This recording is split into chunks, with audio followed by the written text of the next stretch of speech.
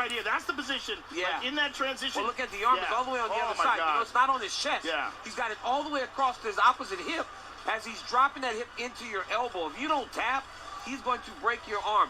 But what's even more impressive, John, is that he catches your ankle, and you're almost in a pretzel. Yeah. And then when you start to figure, oh my goodness, it's going to be my leg or my arm, let's go to leg and take the arm. Fantastic. Yeah, gentle art. Jiu-jitsu, gentle art. Beautiful.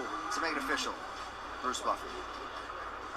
Ladies and gentlemen, referee Mark Goddard has called a stop to this contest at 3 minutes, 13 seconds of the very first round. For Anders. I'm so disappointed. By submission, due to an armbar, Andre Sergipano Muniz. I'm here with the winner, Andre Muniz. First of all, congratulations on another spectacular victory and another spectacular submission. You got into the exact same position as you were with Gr.4, where you broke his arm and then eventually finished with the armbar. Primeiro de tudo, parabéns, André, por mais uma We just hit 600 subscribers for the very first time. Você que se colocou na mesma posição. Progress being made, boys. Progress being made. I'm very happy about that. That's a big moment. I've been waiting so long to have the algorithm allow that, because I've been seeing people get unsubbed consistently, like for months. Just, I'll lose one sub a week off of nothing. And you know, it's nice to see 600 finally. I've been in the 590s for a month, 2 months. I thought initially, we thought that the first position against Gr.4 was luck, but as it turns out, we train a lot, and maybe that's my position and I dominate. Well, against a legend like Ronaldo, I thought that was going to get the bonus. Hopefully, Dana's generous tonight, and he's going to give me the bonus for this one. Well, you got into that position. Is that something you always do, transitioning from the back to the arm in that way? Você se colocou naquela posição. Uma coisa que você sempre faz é a transição das costas para o braço daquele jeito. Justamente, é uma posição que eu forço o adversário a colocar o braço de apoio, todo o peso do corpo dele, eu venho e encaixo meu cotovelo por debaixo da axila dele, aí fica travado, ele não consegue sair o braço, aí ou ele bate ou eu quebro. That's the position that I always do. I try to put my elbow right under him. As soon as he tries to go up on top and try to get some grip on it, I just try to crack it, and he's either got two options. Either I crack it up or I hold him down. Yeah, we were very scared. When we went to that position again, we were wincing because we were worried we were going to see another broken arm. A gente estava pouco com medo ali, a gente começou a ficar assim, porque a gente olhou, pô, vamos ver outro braço quebrado agora? Pô, ainda bem que o André aceitou a finalização, ele volta para casa ileso, eu também volto para casa bem. I'm very thankful, very happy that Anders actually tapped out, because he goes back home and he can recover, and we did not see a break in arm. Andre, you're one of the most exciting guys in this division. Congratulations on another spectacular victory. Eu sei que o Gr.4 tá com luta marcada, mas se precisar de algum atleta para bater nele, eu tô aí. Ok? Desculpa, quem? Gr.4. I know that Gr.4's got a fight scheduled, but hey, if he wants to go, I'm up for it. I would love to see that. Andre Muniz, ladies and gentlemen. Well, the nickname The Arm Collector is already taken in MMA, but that is 3 straight arm collections for Andre Muniz. DC, we'll take another look, my man. Yeah, right here. Let's load up this telestrator, boys, in the back. Right here, you see Muniz has got the back. Now here, if you look closely, he's holding Eric Anders' leg over here. Then once he gets to the armbar position, he is going to let it roll a little bit, fellas. Right here. Now, give me a pause. Normally, this is where the arm is, on the armbar. But look, it's on the opposite hip. So instead of just getting the position where you're driving your hips and his arm is in your chest, it's all the way across the body. Now look at this. Pause it right here, please, one more time. It is completely isolated. Everything's flat. It's all streamlined. That's all pressure going down into Eric Anders' elbow. That's why Gr.4 is broke. And if he'd have stayed there a few more seconds, his would have snapped too. Yeah, and your arm's not made to bend that way. On Gr.4, he was just a few inches lower than the shoulder, which put all the pressure on the upper arm. But man, this guy is an assassin. He broke the big part of the arm on Gr.4. Yes, the big part. His jiu-jitsu is off the charts. And he has won 16 of his last 17 fights, and 8 in a row now for Andre Muniz. Well, what started as a rapid rise to UFC prominence has been a steady build to UFC contention. For the talented bantamweight Sugar Sean O'Malley, and with his overall game seemingly as sharp as ever, he'll try to capitalize on yet another big stage. Fighting out of Glendale, Arizona, Sugar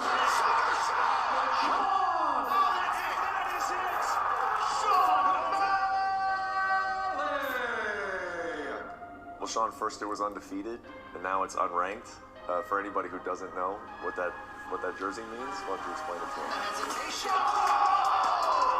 He gets another highlight for the real Sean O'Malley. Yeah, just an unranked champ. The rankings have always kind of been just something not super important to me. This is my 15th fight, so unranked champ with the number 15, but it'll be 15-0.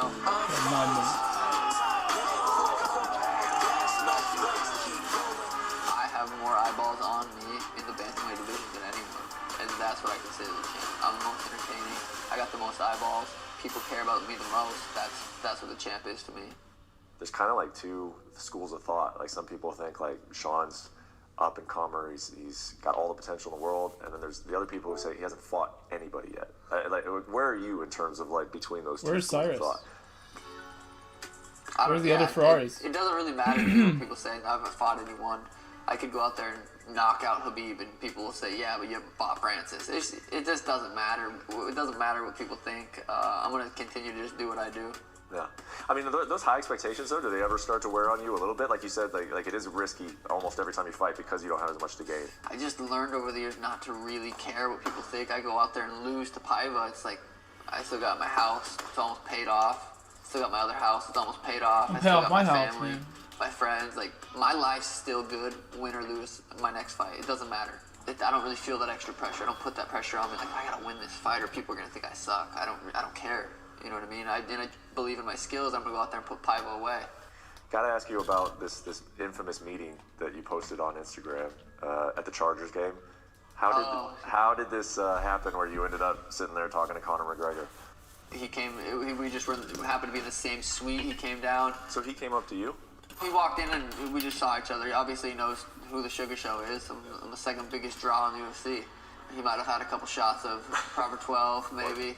He's probably the only person I could say I've ever kind of looked up to in a way that I want to be that big. Yeah, it was cool. Cody Garbrandt hasn't won a fight since 2012. Peter Yan is petrified. Dominic Cruz is stuck to me. Bob Braun, where you at? What do you think 2022 is going to be, like that chapter of your career? Yeah, I mean, the 2020 to 2030 is like, it's my whole era. It's the Sugar era. And just continuing to do what I'm doing. Performing is what I love the most, is going out there live, T-Mobile Arena is screaming. I know there's a million people watching live. And it's just, that's what I love, is performing for people. So as long as I can go in there and fight, it doesn't really matter who it is. Well, the Sugar Show is firing on all cylinders, and if you're not a believer, well, perhaps these know his striking rate and strike differential through 7 UFC fights is the highest in UFC history. Striking accuracy north of 62%, highest in bantamweight history. He landed 230 significant strikes against the wicked tough Chris Moutinho. That was in his last fight and served to be the second most in a 3-round UFC fight.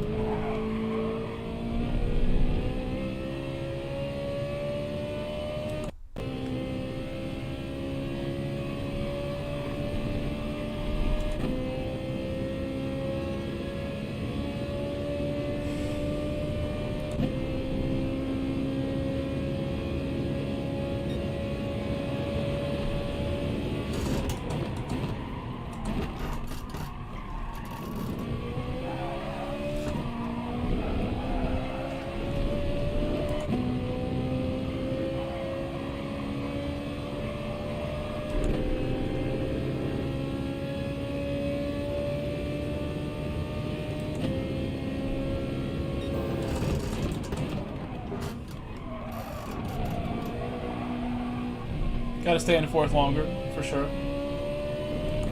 Gonna hold my higher gears a fraction longer than I was in practice. Will be my adjustment that I make.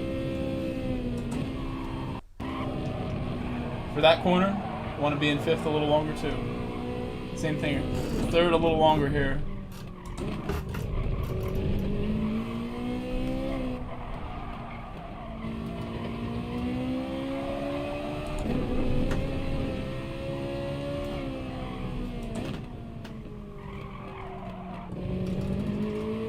Big momentum.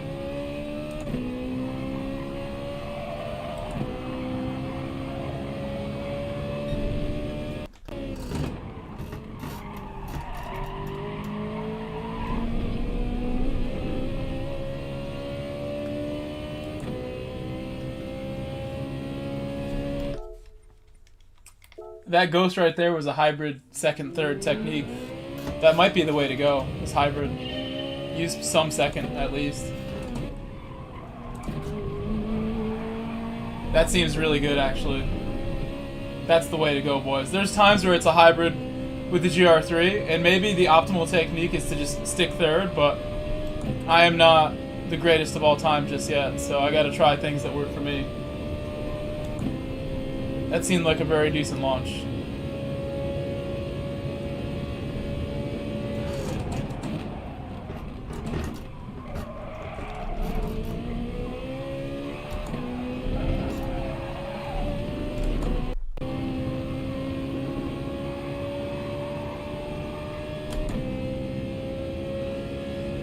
Hold fourth a bit longer.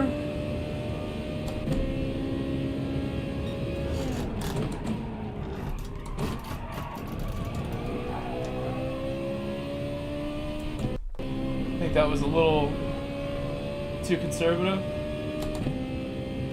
Did a really good job, I think is why. Should have did more braking in fifth.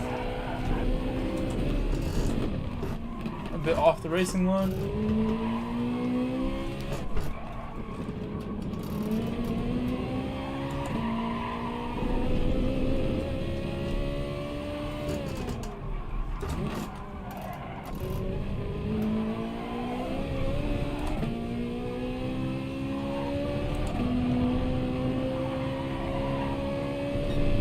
Hybrid. Off I go. So I'll be careful if that's what I choose to do consistently. I'll have to really line it up like I'm gonna hit it in second and then just shift up.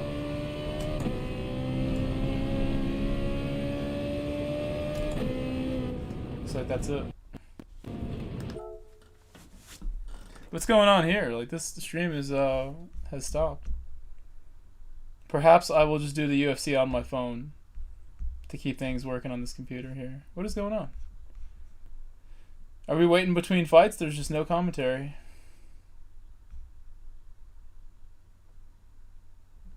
Maybe that was the early prelims that are now over and we will get the normal prelims started. It seems as if my stream is working for that.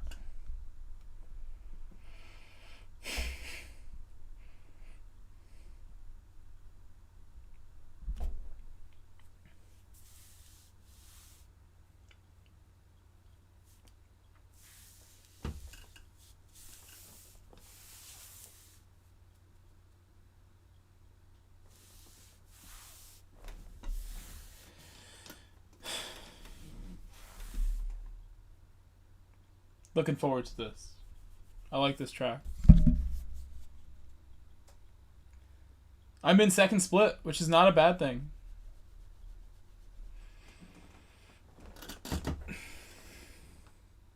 Not a bad thing today. Considering the preparation I did was substantial, but not like at an elite level.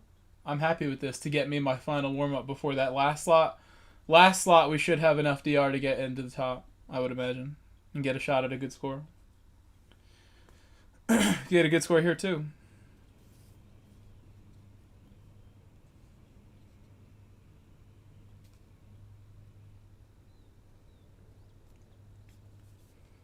It's 2021 pay-per-view schedule with a bang. I placed a bunch of bets on these fights today, guys. 2 title you guys want to hear my picks, I'll read them out to you now. I bet on, let's see, Amanda Nunes to win by KO, TKO, or DQ in round 2. It has to be in round 2 for this to work out. $5 bet. That's a plus 400. Plus 450. Nunes to win by decision. Another $5 bet. Plus 650 for Pena to win, period. Pena as an underdog. Moneyline bet. $10 bet. Payout would be 75 on that for the 650. Jeff Neal to win by decision against my Argentinian brother. Ponzinibbio. And I bet on O'Malley to win by split or majority decision. I don't think he's knocking that dude out today. Plus 600 for a $25 bet. That's a chunky bet on O'Malley. And then Josh Emmett to win by KO. Plus 250.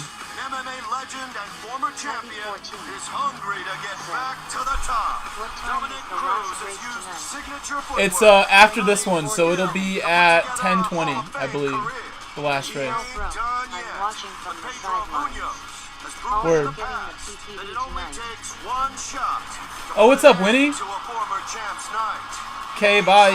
Last race is after this one at 10. Right after this. Winnie, you're going to watch the pay-per-view? That's sick. We can watch together here. You'll have your stream, I'll have mine.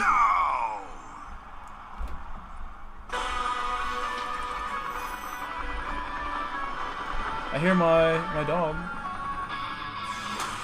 14 said, thanks man, good luck. I'll do my best. I'm going to get out of the pit first because I have PS5, so I'm excited for that. I'm on my way here. I should go for draft, really. Guarantee me a poll if I got some good draft and a good lot.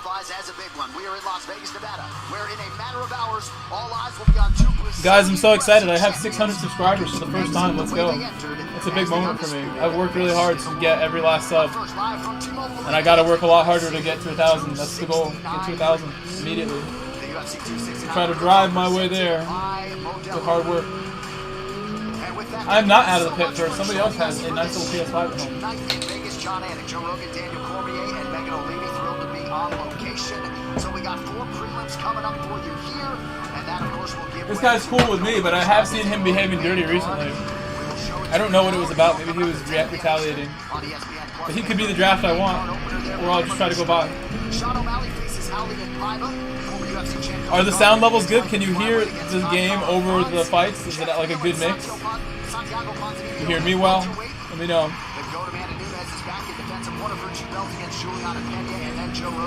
Charles Oliveira and Dustin Poirier in our most compelling main event. And a spectacular main event it is. It's one of those fights where you ask 100 experts, you're going to get 50 to think Oliveira's going to win and 50 to think Poirier's going to win. For all sorts of reasons. Poirier has fantastic strikes. He's got those 2 huge wins over Conor McGregor. He also has a spectacular win over Max Holloway. But Charles Oliveira is one of the most technical and precise strikers and one of the best jiu-jitsu finishers we've ever seen in this lightweight division. It's an absolutely amazing fight for the undisputed lightweight championship of the world, and I can't. That was good. All third gear too.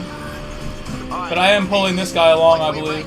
Are brought to you by DraftKings, of course, as usual. No shortage of options in the lightweight division, depending upon who emerges in our main event tonight. Justin Gaethje is here. Beneil Dariush and Islam Makhachev have a future main event date, early 2022. So we will get further clarity later tonight when Oliveira and Poirier collide under the out of bounds? Yeah. Also playing tonight, Amanda Nunes. Daniel, she makes you smile. Her opponent. I think it's in my best interest to just serve it on track. That's the only penalty zone, so maybe I will have to back out and go out in the pit. No choice. It didn't let me serve it. But Juliana Pena believes that her grit, her toughness, and her durability will be enough to carry her over to a monumental win. If she can do this, can you imagine? This may be. Here, we'll mute this.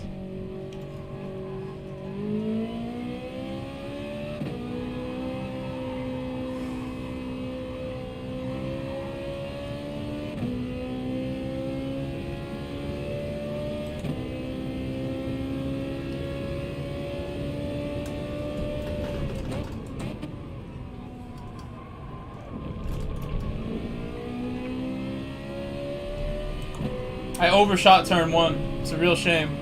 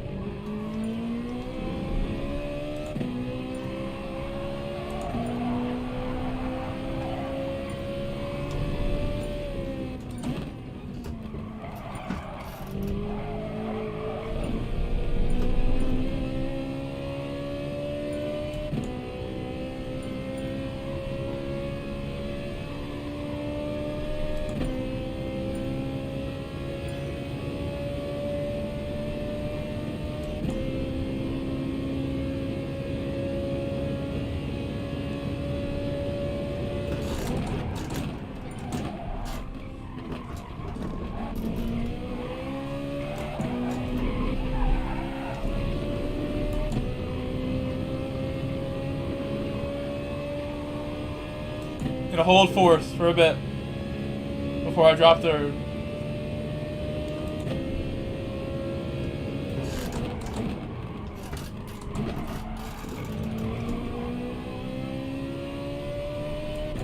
I gotta go for more there. I did such a good job on braking. I gotta go for it after I do that.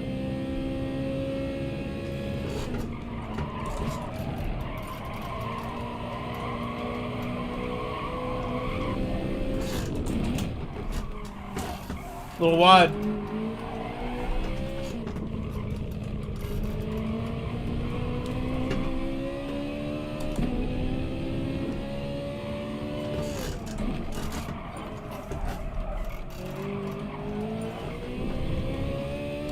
Wasn't very good, I don't think.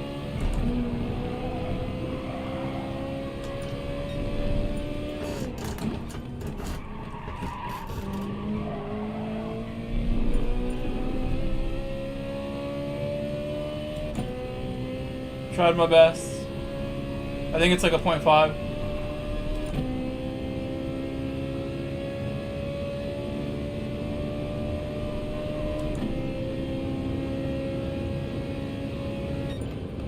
Look at that. I know what I'm talking about. And I know this car can do 37s. I was really like on the verge of doing some earlier, and then I watched somebody else do a 37 in this car. So it's for sure there. Maybe I need to go more negative to the front brake balance to make it easier. We'll see what feels right. During the race, I'll probably run positive 2, like I did before, and I will save more fuel than I did before.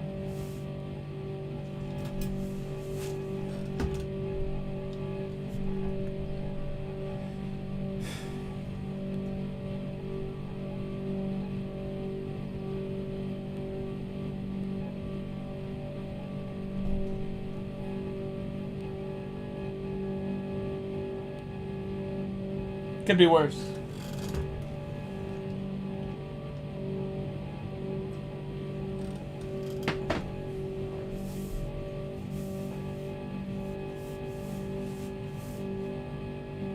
J2K got me.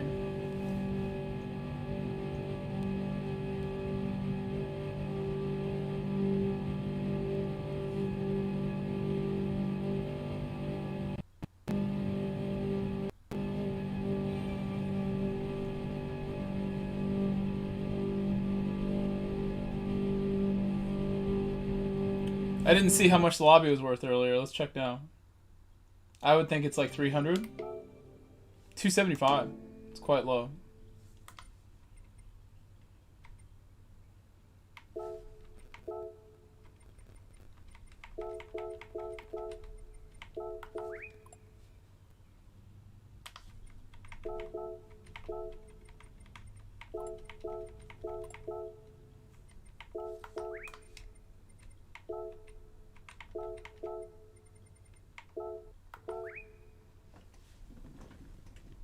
That could would just be fireworks. Jordan Wright is 30, his Brazilian counterpart Bruno Silva 32. The Beverly Hills Ninja Wright 2 inches taller. He will try to maximize what is a 3-inch advantage in reach. All right, now for the introductions, here is Bruce Buffer. Ladies and gentlemen, we are live from the T-Mobile Arena in Las Vegas for UFC 269. Oliveira versus Poirier. And now, this fight is 3 rounds in the UFC middleweight division. Introducing first, fighting out of the blue corner, a striker holding a professional record. I didn't bet on this fight. 6 losses. He stands 6 feet tall, weighing in at 186 pounds. Fighting at a Curitiba Brazil, Bruno Silva. And now introducing his opponent, fighting out of the red corner, a mixed martial artist holding a professional record, 12 wins, 1 loss, 1 no contest. He stands 6 feet 2 inches tall, weighing in at 186 pounds. Fighting in Los Angeles, California, Jordan, the Beverly Hills Ninja Wright. And when the action begins, our referee in charge, Herb Dean. Beverly Hills Ninja. Herb Dean is our referee. He will also handle the main event between Poirier and Oliveira. Thanks to Ariane Celeste, Brittany Palmer, Camilo Oliveira with us here in Las Vegas. Glad you are with us as we continue with our middle prelim portion here. The Beverly Hills Ninja, Jordan Wright, plus 260 on the underdog front. Bruno Silva, the prohibited minus 335 favorite tonight. Jordan Wright is in black, Bruno Silva out of the southpaw stance in yellow. And you'll see the stalking style from Silva, a more traditional style from Wright. You're Wright, who has a background in karate and is trained now by former UFC top heavyweight Anthony Hardon. Very good kickboxing, but he mixes it well. The mix of traditional karate style and Muay Thai. Dutch kickboxing, really, from Hardon. 2 beautiful early body kicks for Jordan Wright. Oh, going big. Jordan Wright's throwing that body kick right up under the elbow. Oh. Dude is a ninja. My God. He has great hands. He's a little reckless, though. Very reckless. But very, very cool what he just did. He leaves a lot of openings. And he's got him up against the cage. This is a cool fight to watch as I get this race done. I'm going to be more focused here than on the fight. And I will even lower it a tad so I stay focused. Let's go there. Oh my gosh, he got slapped up. He's super rocked. He's out. Oh man, Beverly Hills Ninja. How did he survive that fall? This is insane. Herb Dean had to stop it. He got too rocked off that. That was wild.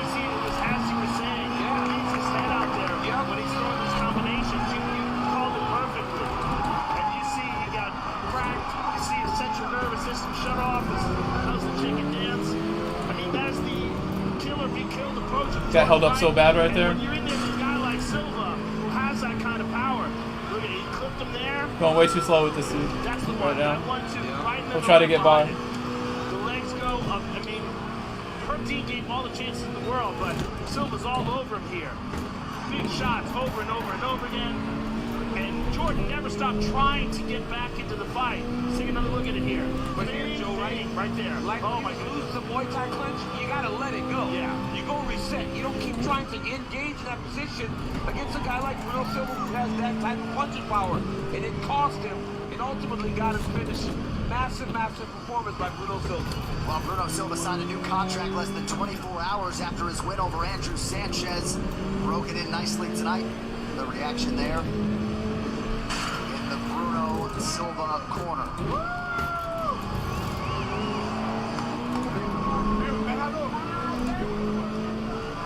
And we welcome welcome those of you who just watched LSU beat Georgia Tech in college hoops on ESPN2. You missed a sensational knockout from Bruno Silva. And for those who missed it, we're not going to show you the Silva buffer dance. We're going to show you the knockout. I mean, you see here, Jordan Wright has the Muay Thai clinch. Silva starts throwing rights after lefts, and then look at that. When that left hook landed on the temple, Jordan Wright's body starts to give away. And he starts to fall. He keeps rolling around trying to grab something. But Bruno's doing a good job of moving just enough to find space to land damaging shots that ultimately led to Herb Dean stopping the fight. All right, some early moments for Jordan Wright, but this one goes to Bruno Silva. The official decision is brought to you by the United States Marine Corps. To make it official, here's a smiling Bruce Buffer. Ladies and gentlemen, referee Herb Dean has called a stop to this contest at 1 minute, 28 seconds in the very first round, declaring the winner by TKO, Bruno Silva!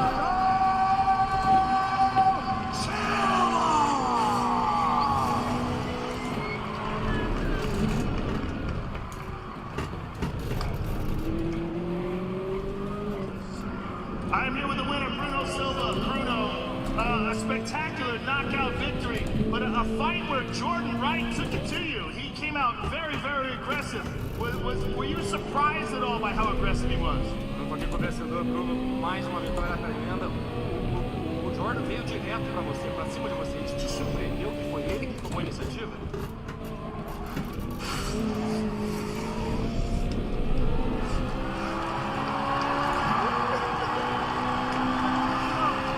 Guy's crying. Emotional. Não existe uma lágrima aqui de Let's get this move done. felicidade, gratidão de viver esse sonho 12 anos trabalhando nesse momento. Sobre o Jordan,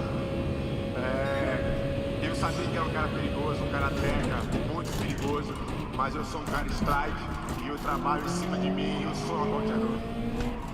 None of these tears are of sadness, just joy. 12 years of gratitude and happiness that I'm here. About Jordan, I knew he was tough. I knew he's a karate guy, but I'm a striker. He's gonna go for the move. You proved your power, and let's take a look at how you utilize it here on the big Of course he screen. is. In the middle of the clinch, you caught him with two very hard shots. Slowing us both down very nicely. Você provou, dá uma olhada aqui na tela, você no meio da luta, de repente você bateu em duas Go for it right back. We're gonna battle, we're gonna battle.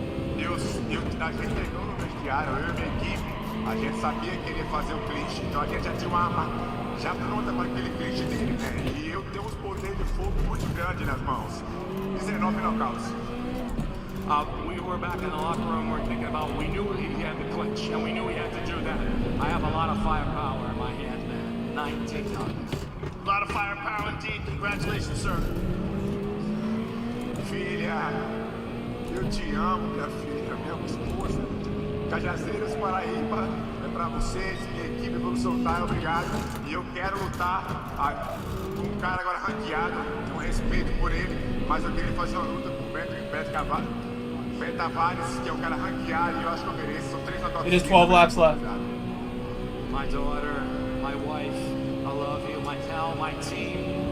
It's just, thank you so much for the support. And as far Give me as a the fight penalty. is concerned, Yeah, thanks a lot, guy. Hey, 3 straight wins. I deserve it. You certainly do deserve a red guy. Congratulations. Bruno Silva, ladies and gentlemen. I got very tired from it How too. about And I all the got put. emerging middleweight talent over the last Be several careful here, not to get months more. in the UFC, right? Bruno Silva, Andre Muniz, We're still very much in the race no matter what happens here. Curtis, a lot of talent at 185 pounds for the combat 2 seconds back. sports leader. Well, ESPN continues to expand its roster of shows. On Monday, start your week with the Chael Sonnen Show with George Sedano. Tuesday, catch He's gonna go for it. I have to give that up. It's unfortunate. Now you can also watch Best Bets each week to get you ready for Saturday's fights. He went really slow. Across ESPN platforms. All right, these locker room shots are brought to you by P3, the official protein snack of UFC. Augusto Sakai has received good energy this week from his Brazilian counterparts in UFC. I gave up too much room. Nunes and Oliveira tonight. The heavyweight hopeful and recent headliner will look to get on track against Tai Tuivasa. The latter has a definite focus about him as he has learned to enjoy the process in training. The results have followed in the octagon, and tonight Tuivasa looking for a 4th straight win, and ideally There's a lot of fuel there, battling. Immediately thereafter. Well, as we draw closer to tonight's UFC 269 main card, here's a preview of the 2 highly anticipated title fights set to headline the evening.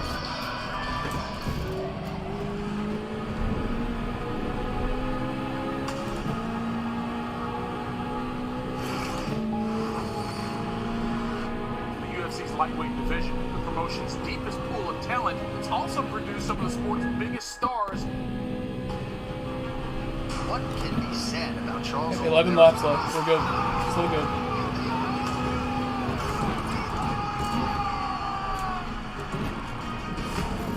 Dustin went out and got the biggest prize. He's had the belt before. He knows what it feels like to be champion.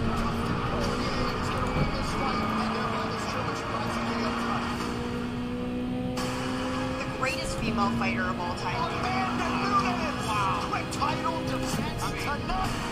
Who is going to rise to challenge this woman? She's talking trash. She wants this fight. I definitely think that she's overrated. We're ending the year with a lineup of killer fights. The UFC 269 previews are brought to you by DraftKings, the official sports betting partner of the UFC. Well, for tonight, only UFC fans can play in free UFC 269 main card rules on DraftKings for a shot at $10,000 in prizes. What am I doing with that penalty? It's just stupid penalty to get. Main card fights, get enough correct, and take home your share of $10,000. Download the DraftKings app and sign up. Penalties here aren't too bad, so just keep driving. UFC 269 Save good amount of fuel that lap at the end. More important than the penalty. For those with a fighting spirit. And in Mark IP3, the official protein snack of UFC. A lot of finishes on the menu early. The sooner I get by this guy, the better, I think. It'll have to be at the end of the next lap coming up, in my opinion. Won't be here.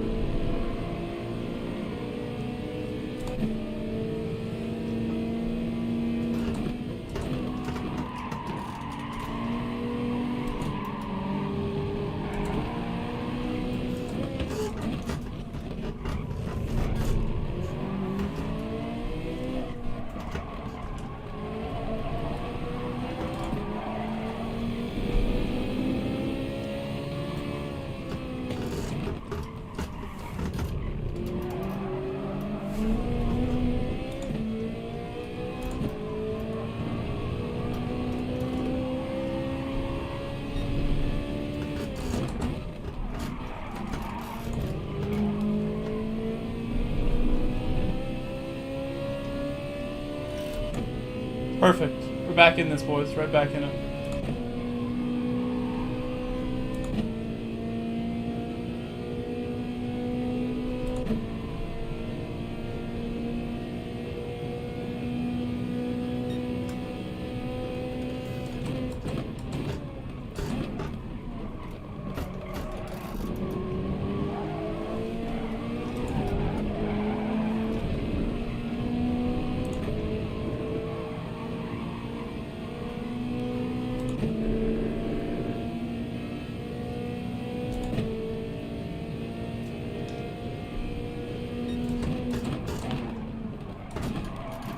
Commitment.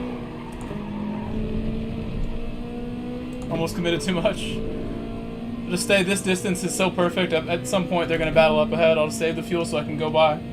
I'll have the fuel, hopefully, when we get there. To that moment in the race.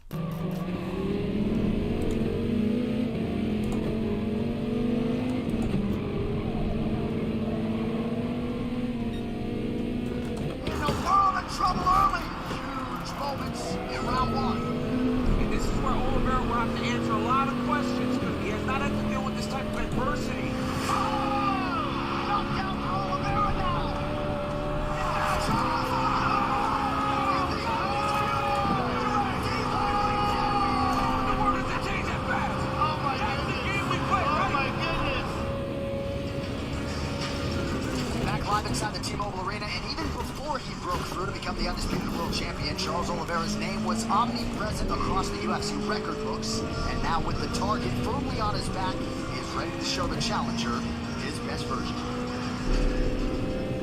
The new generation of great Brazilian fighters. Here is Charles Oliveira.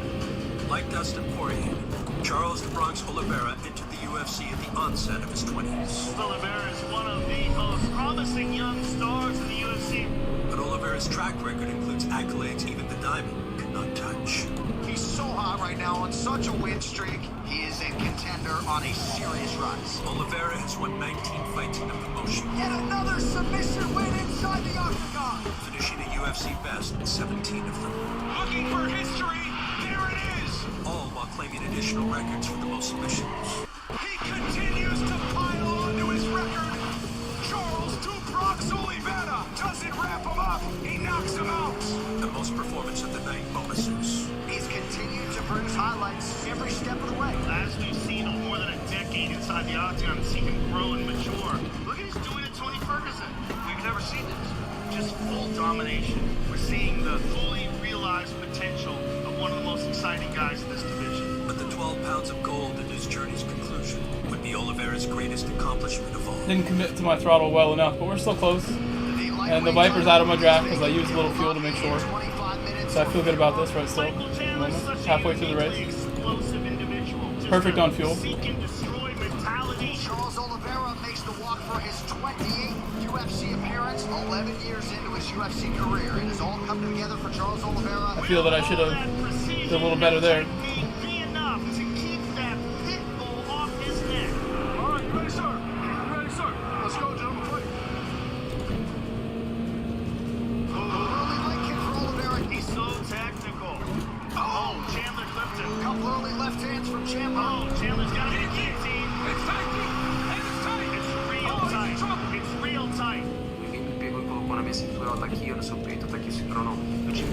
He's out.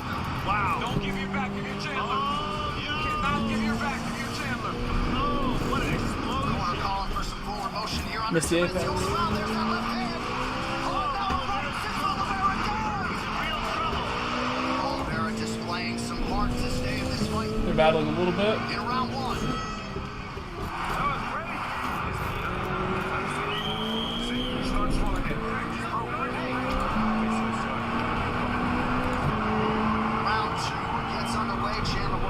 Jab early. Oh! Down for Oliveira now.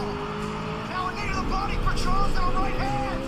Chandler retreats. Now Chandler is down. He's down. Charles Oliveira is the undisputed UFC lightweight champion. This is good.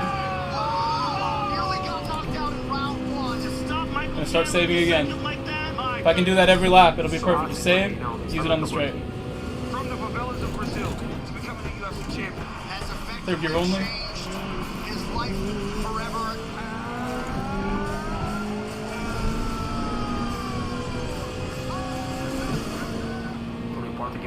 That shift was short, it's okay. Gotta save the fuel somewhere. Drop multiple gears.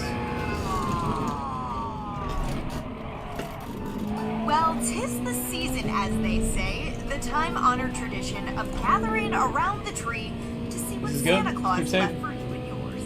And maybe you just give a quick glance around the room to see who has the most. In the UFC, presents come by way of $50,000 checks, the coveted performance awards, of which the two men in our main event have a combined 29. So here's jolly old St. Nick's list of the most in UFC history. Dashing in with 12, one half of our main event, Dustin the Diamond Poirier. Still going Jersey strong with the Baker's dozen and counting, Jim Miller. One of the GOATs, Anderson Silva, completed his UFC tenure with winning 47. In with 15 is Nate Diaz, who is always looking to add to his impressive collection. And how about East Bridgewater, Mass's Joe Bozon? He's locked That was shit. UFC lightweight That was champion Charles Oliveira has a remarkable 17. And tonight, he could tie the number they all covet. Cowboy Cerrone's unmatched 18. Chris Kringle makes some room in your sleigh. You've got a lot of extra cash to carry.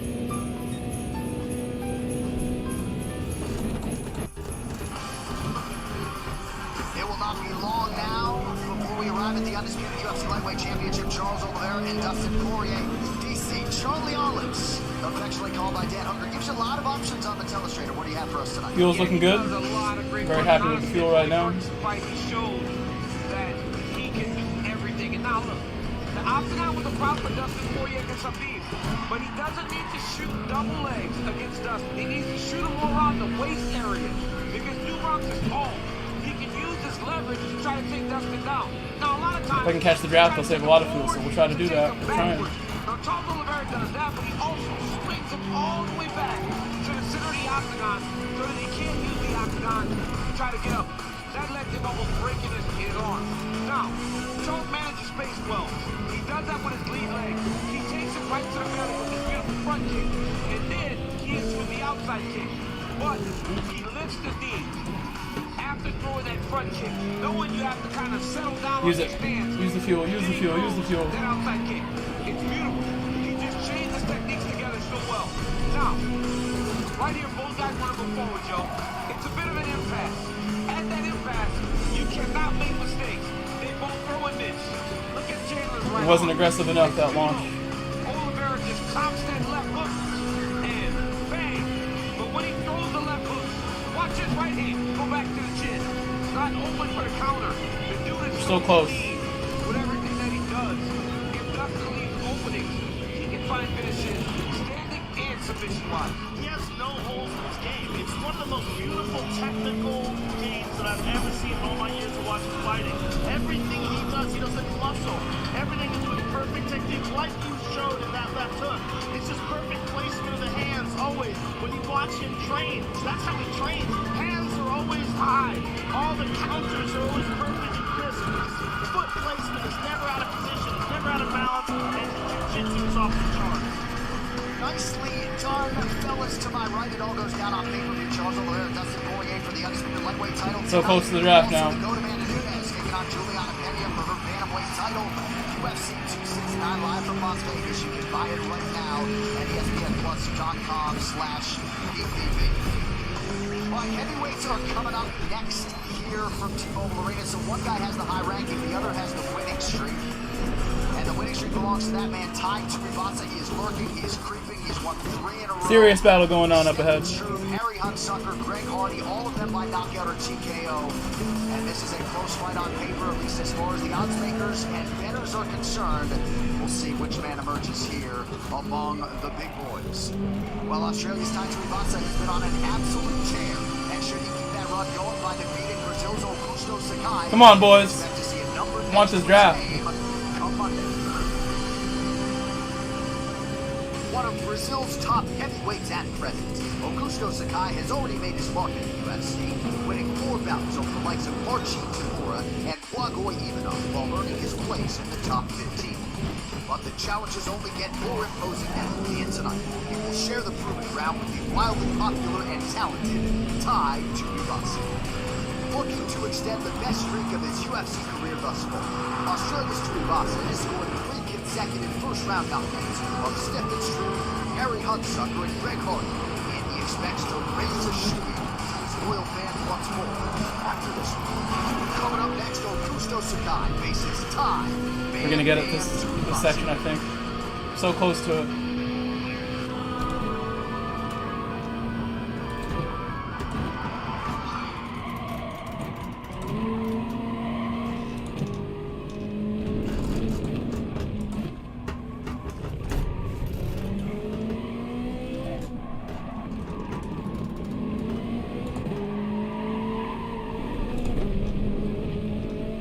No, dude, don't do that now.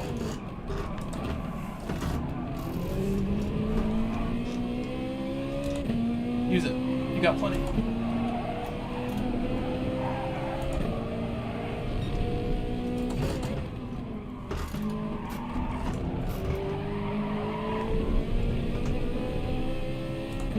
Now we save.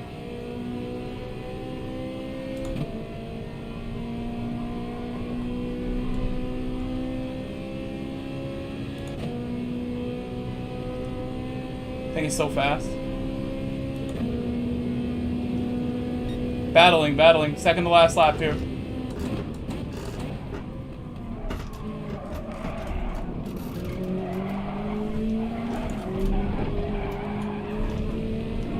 total screw up. Really good on fuel though, so I'm not worried. I can catch them on the last corner after hopefully a good lap here. That's a ton of time that I drop. A ton.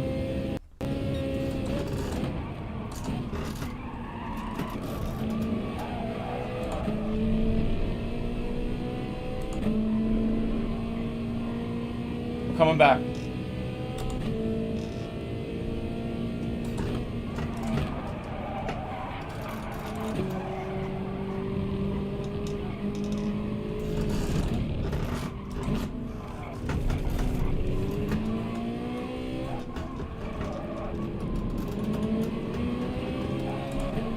A lot of fuel here. Going full attack this lap. We're gonna take it from him. Come on, boys. Oh no! Messed up corner.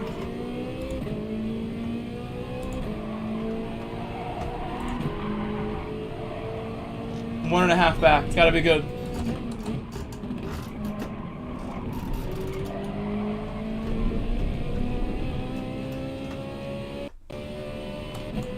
Now's the time.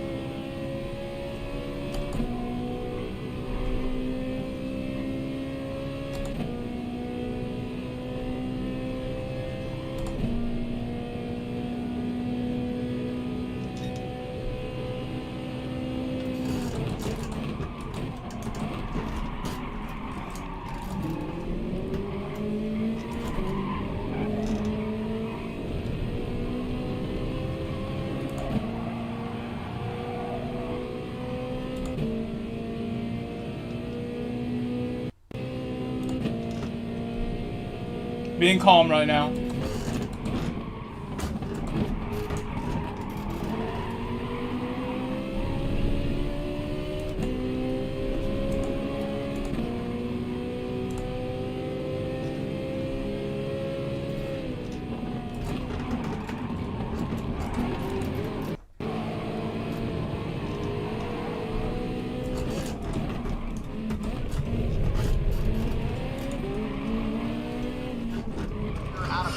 Brazil making his 7th UFC appearance tonight. Started guns blazing, 4-0 in the UFC. Has had back-to-back main events since against Alistair Overeem and most recently Jairzinho Rosenstrike. He says he was sad after that big heavyweight fight, which took place in June. He's talked a lot about resilience, DC, and believes tonight he is going to fare better as he faces that anti-2 buffs. I think people, next time do boxing, you know, one of the guys I trained with, I want to talk about Augusto for a second. I think people don't understand, you earn those opportunities, and he fell short, but he got to stand across from two of the greatest strikers. Shit, I hit the limiter. He should be very proud of what he accomplished, but tonight he's had a very tough time to box in front of him. The one thing that stands out to me about this matchup is a lot of times you see heavyweights. That sucks. If I didn't hit the limiter, I might have won. And a better launch too would have helped out. You know, really good at throwing things the way that they're supposed to be thrown. Almost. Made a lot of mistakes that race. Had 3-4 penalties. Was out of the draft for most of it. Had a great time. That's an excellent warm-up for that last slot, which I plan to do. Thank you, I am awesome. Dude, thank you for that nice move compliment. I see that. It was well timed. It was well timed. He left the door open just enough for me. I outbraked him. He tried to push me in, but that's such a tight hairpin. I always had it once I got the inside. Woo! It's tough. Throw a like, guys. Throw a like. We need likes to get the algorithm to pick me up.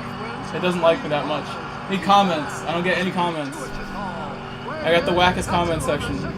I gotta start throwing prizes your way or something. Giveaways for some top comments. Great recovery after a bad start. Winnie, thank you for that compliment as well. It really was a very poor start when you think about it. A poor qualifying and a poor start, and I had a very good look at the win regardless. Very good look at it. That's a quality race for entertainment purposes, which is what it's all about with the streams. Trying to keep you guys happy.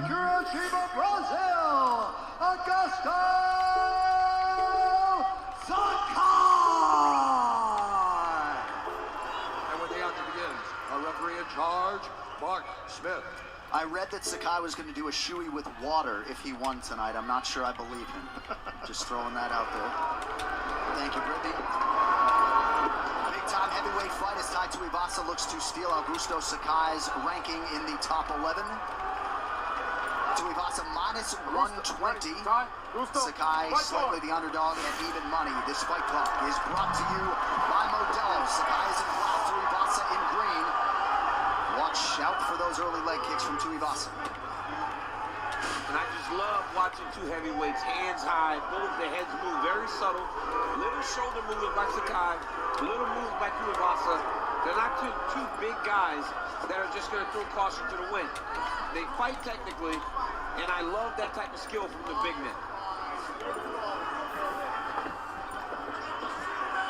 Tuivasa coming off that big win of Greg Hardy, which was a real big win when you consider that Greg Hardy had been there with Alexander Volkov, and Volkov couldn't get him out of there. And Tuivasa takes him out with that brilliant left hook. He was hurt. Remember, he hurt Tuivasa, and then when he went to finish, Tuivasa landed a nasty shot that put him out. That produced Tuivasa's first bonus since his UFC debut knockout of Rashad Coulter. A little bit of a feeling out process here a minute in. I love what Sakai just did off of Tai's jab. Just tied through the jab. Sakai countered with a leg kick. Ooh. It's a big hit. Sakai with a nice low calf kick there as well. Two leg kicks for Sakai so far this round. Tuivasa putting a lot of pressure on him. Sakai deciding he's going to turn it around.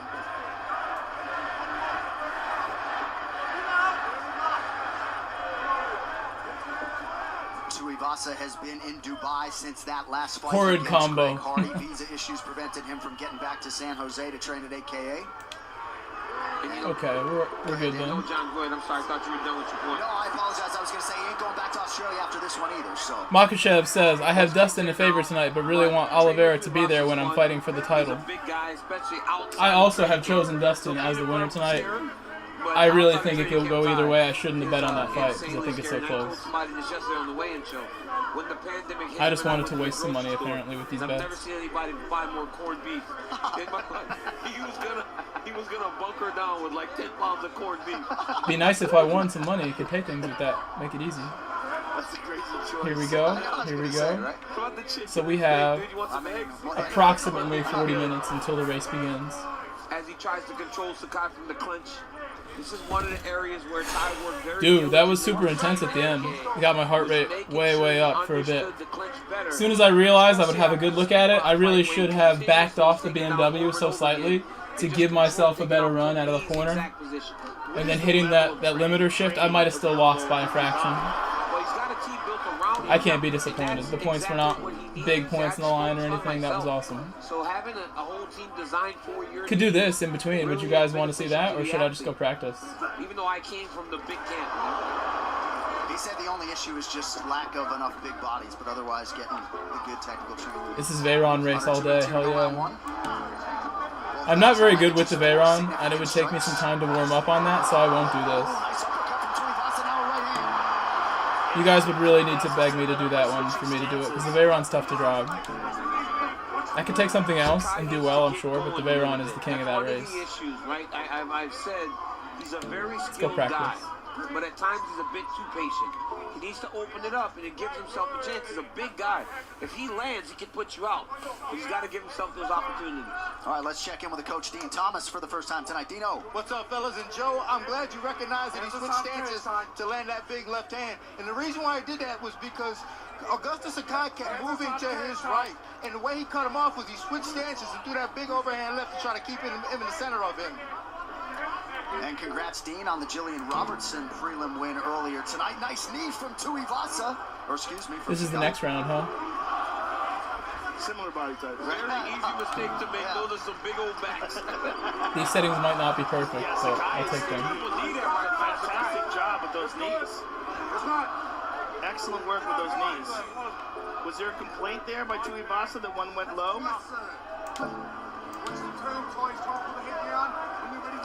Oh, beautiful elbow. Oh, beautiful elbow.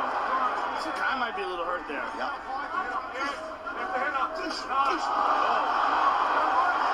Those landed clean. Tuivasa continues to pressure. That's a big knee. Tuivasa gets a double leg. Oh, he had it. A little more training, and he might have been able to complete that takedown. He was 90% of the way done there. Sakai is having some excellent success with those knees to the body. Look at how flexible he is and tight with those knees. He's like opening up the hip and just driving the knees to the belly. All right, entertaining first 5 minutes. Excuse me, DC. We are back in 30 seconds after this word from DraftKings. UFC fans, DraftKings wants you all to enter the Octagon for cash with a free shot at $10,000 during the fights tonight. To join the action, just download any of our apps, sign up with promo code UFC, and enter the DraftKings free-to-play pool. Take down your share of the prize by predicting how it's all going down, like who will walk out a winner and how long the fights will last.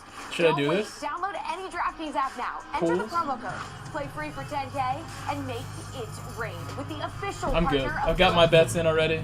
I'm good. I'm good. Two more. Good. All right, shake it off a little bit. Here, have a little sip.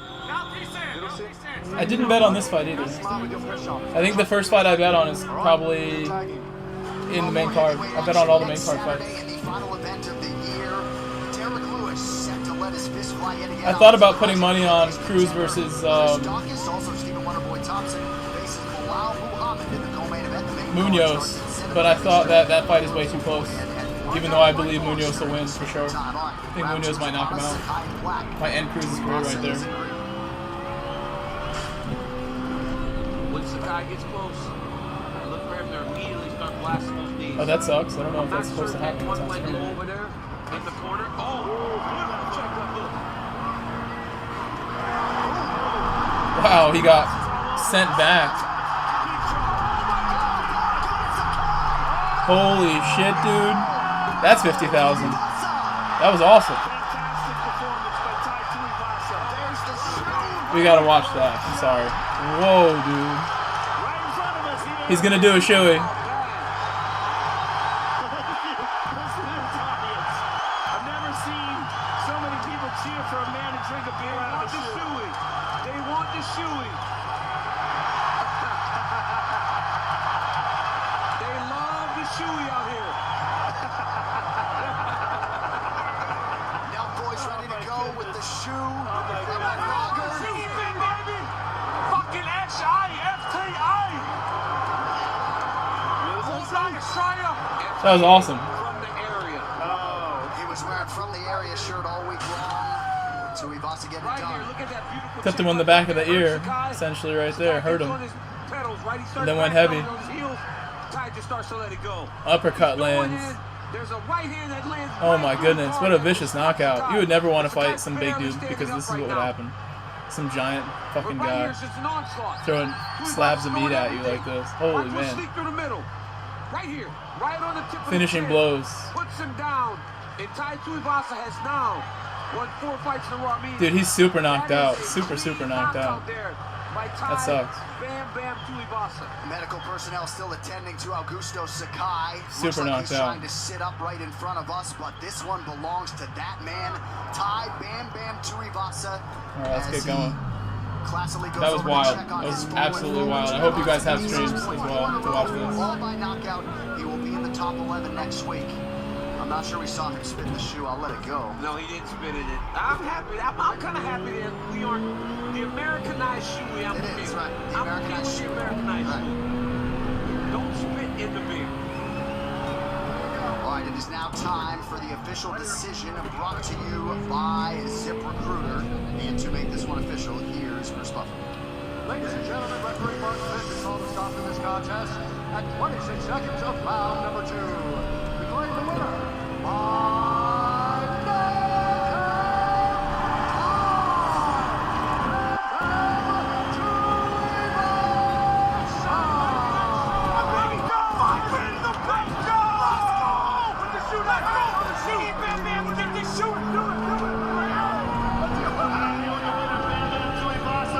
Congratulations on a spectacular knockout victory. You had a close first round, but you found the opening in the second with that beautiful left hook, and then moved in to close the show. Las Vegas!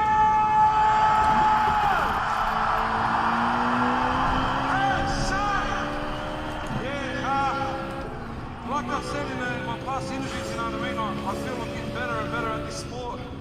And I heard my corner say that left's opening up, I just have to stay on my edge and just stalk him and hunt him down.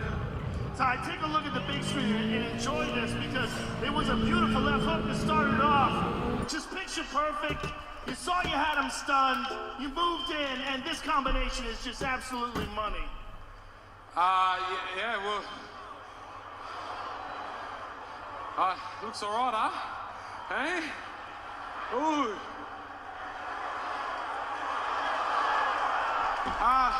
I've said it before. I'm a banger from fucking Western Sydney, and I'll bang on with anyone. Well, Ty, you're on an incredible win streak right now. Give us your thoughts about what would you like to face next in the heavyweight division? That's not my job. I come in, I put a show on for the crowd. I fight anyone. I'm going home to spend Christmas with my baby boy, Carter Jesse. I love you, son. Let's fucking party! No call out. Uncle Chael would say that's a lack of ambition, but I respect it. Just want to get on with it and go home from work. It's the man's job. Because Tuivasa is going to be an absolute savage on the freaking crowd. He's crazy. He's absolutely crazy, John. Clear the strip. Bam Bam's coming. Congrats to Tai Tuivasa. The winning streak is now a healthy 4. While the inaugural UFC Fight Pass Invitational takes place at the UFC Apex this Thursday, it's a 119 grappling survival tournament for a $25,000 grand prize, featuring team captains Gregory Rodriguez for LFA, Joe Solecki for Cage Fury, Alex Morono leading Fury FC, and James Krause as the captain for Team FAC. Don't miss the action on UFC Fight Pass. All right, coming up next, we go high above the octagon. We will check in with the capable Michael Eve standing by with television's Chael Sonnen and Anthony Lionheart Smith. And they will continue to lead us into the pay-per-view, which is not all that far away. Now, though, a message from some of the UFC's finest to our country's veterans, brought to you by DAV, Disabled American Veterans. For the men and women who serve this country, I'm Dustin Poirier, and I want to say thank you for making this the land of the free, the home of the brave. We don't know them all, but we owe them all. Thank you so much to all of our veterans for your service. Your sacrifice is not something that we take lightly, and we appreciate everything you do to make America such a beautiful and wonderful place. To all your veterans out there, thank you, thank you, thank you. I gotta be more aggressive again. It's just like when you do the good breaking, you then have to be a maniac on the way out. What I do, the guys behind the camera wouldn't be able to do everything. Everything is because of you guys.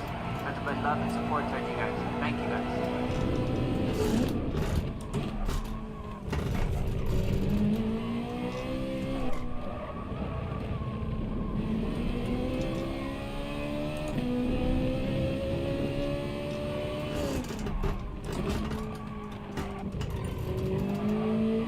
Perfect on that part.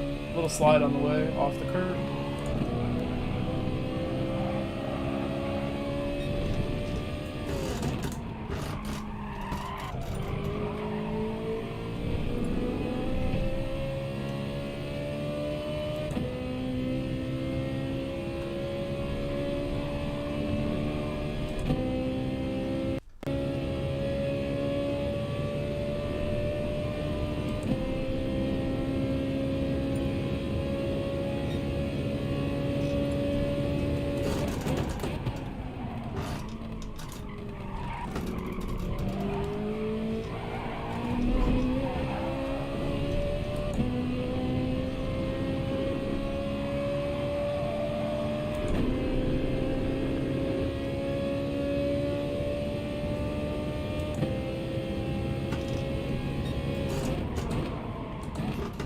The early upshift to fourth was quicker.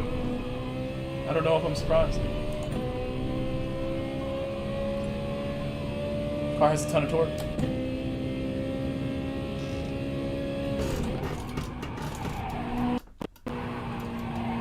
Too early on the throttle. Maybe understeer. It's the phenomenon storming across America. Tai Tuivasa doing a shoey.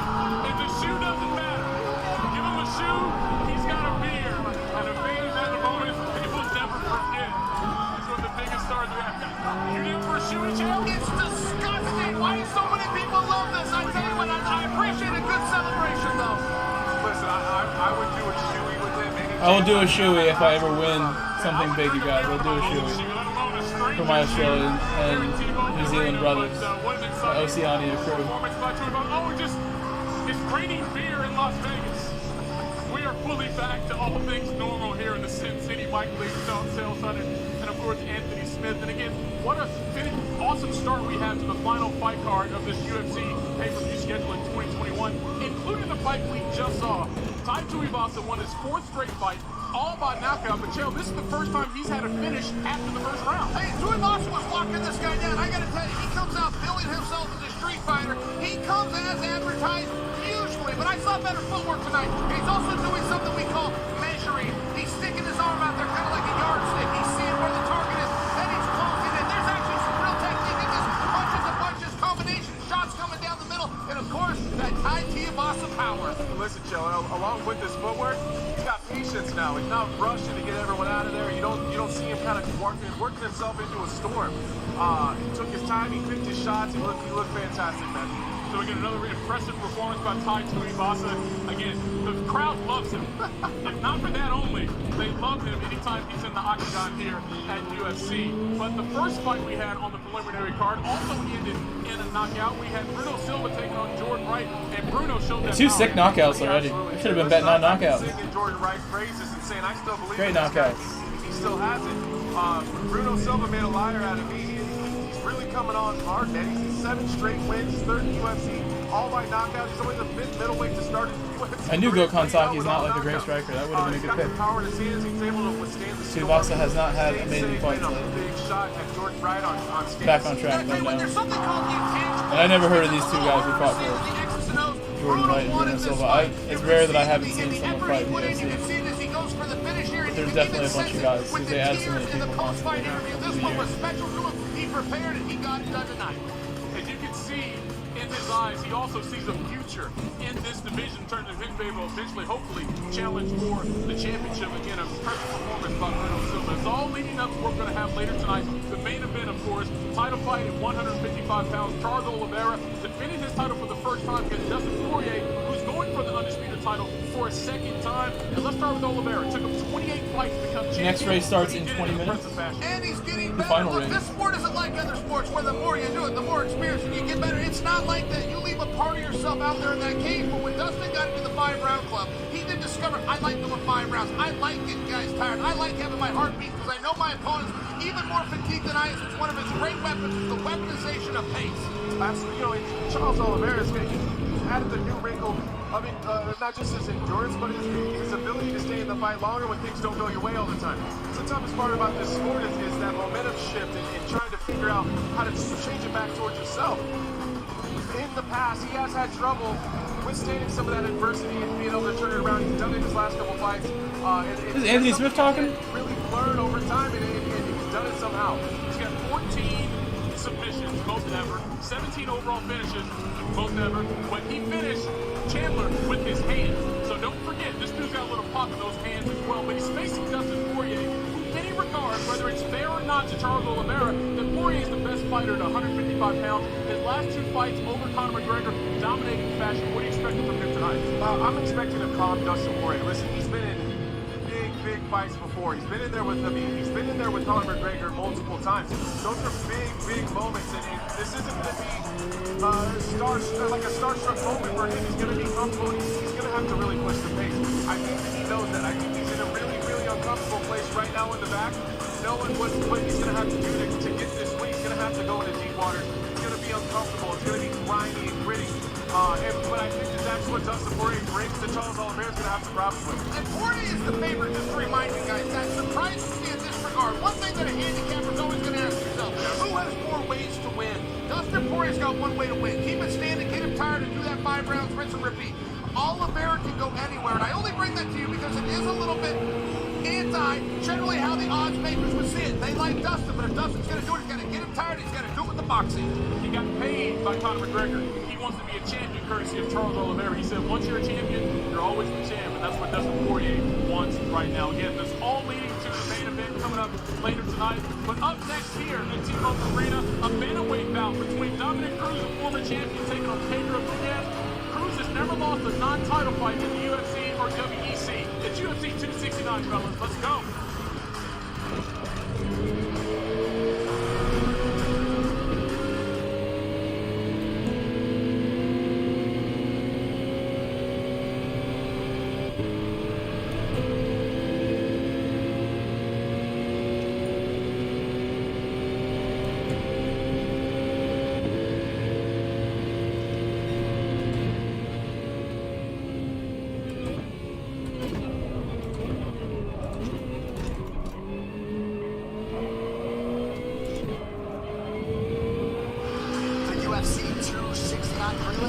I'm going to do one more clean one now, and then maybe we'll go enter because it's 2 minutes to enter.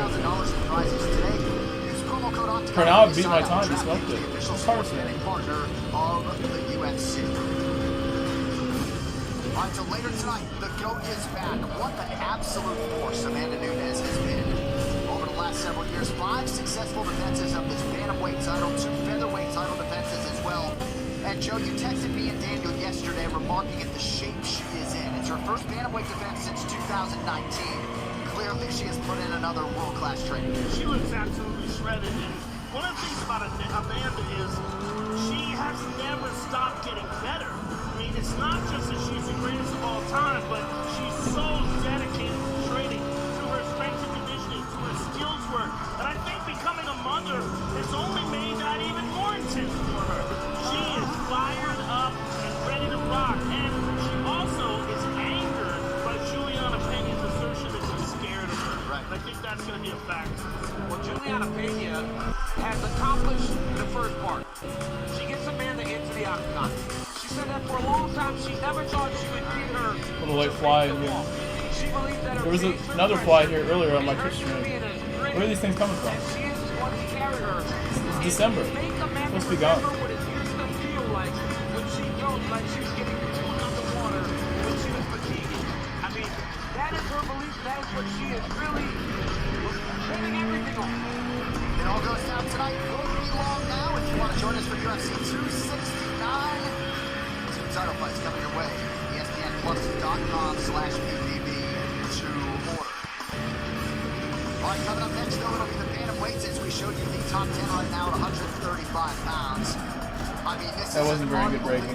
Top 10. Of course, you have 2 belt holders and lurking. 8th ranked Pedro Munoz. 9th ranked Dominic Cruz, the former 2-time champion, and both guys got a car coming behind me. Position themselves for a huge fight early 2022 if they can get past each other here in Vegas. Hungry for another taste of championship gold. Dominic Cruz fight. Okay, plug the phone in. That's what I was going to do. Dynamic Pedro Munoz tonight. His mission will remain firmly on track. Oh. Well, when it comes to strength of Plug schedule, in. you can claim to have faced more killers than Pedro Munoz. His resume includes bouts against 4 UFC champions over the last 2.5 years alone. Tonight, the young Punisher faces his 5th world titles. Takes on the former 2-time bantamweight king, Dominic Cruz. The first man to hold a UFC title at 145 pounds. Cruz got his heel off to a winning start against the hard-nosed Casey Denny back in March. He intends to end 2021 in the same fashion by holding off the charge of Munoz. That's huge, Echo. Should do it like that every time. Coming up next, Pedro the young Punisher Munoz faces Dominic the Dominator Cruz.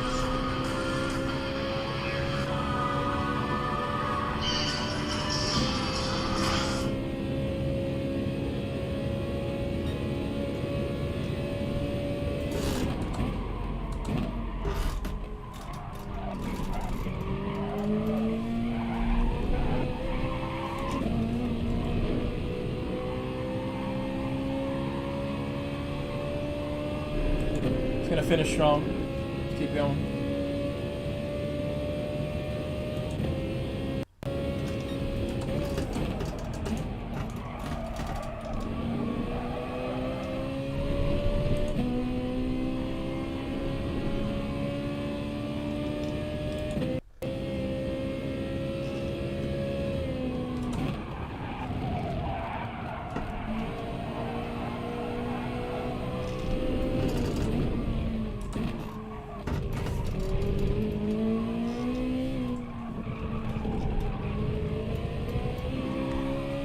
They didn't like my extra aggressive lines right there. Come on, one more attempt, boys. One more before we go enter. Give me a good one.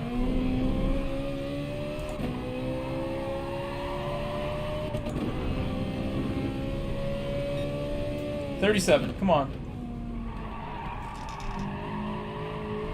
Oh.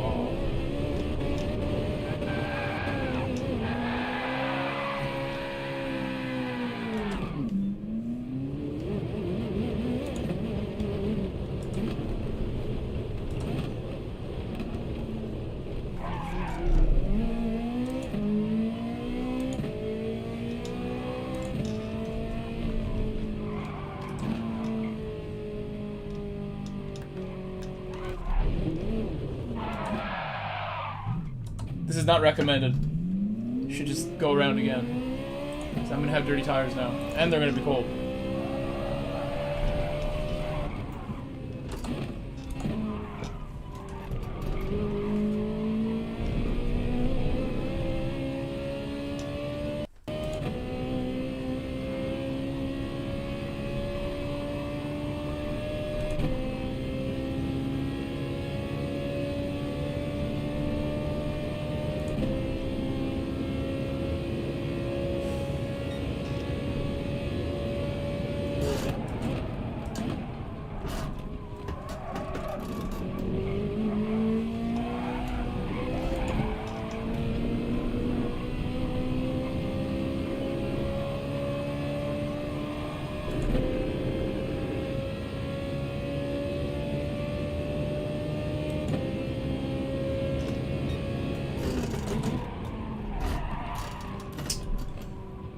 Oh man, having problems. This is not good before qualifying, to be honest with you. I can't hit that. Should I try -1 for quali? I clearly want to brake later. I mean, I don't know. I will get my technique sorted hopefully when it counts. Let's try -1. See if I can stop a little shorter.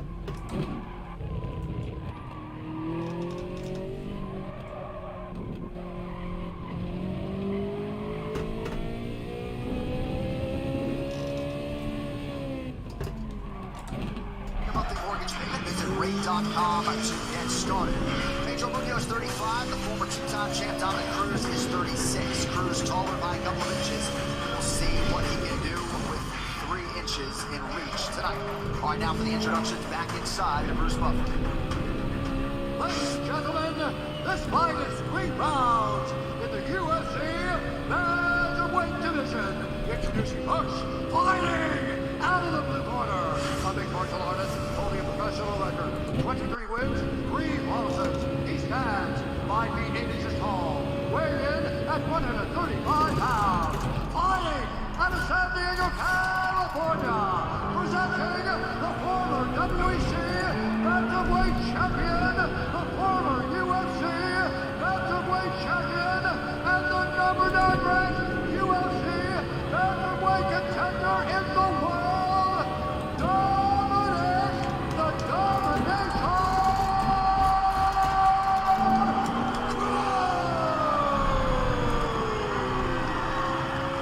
And now introducing his opponent, fighting out of the red corner, a mixed martial artist holding a professional record, 19 wins, 6 losses, 1 no contest. He stands 5 feet 6 inches tall, weighing in at 135 and 1/2 pounds. Fighting out of Sao Paulo, Brazil, presenting the number 8 ranked UFC Bantamweight contender in the world, Pedro the Young Punisher Munoz!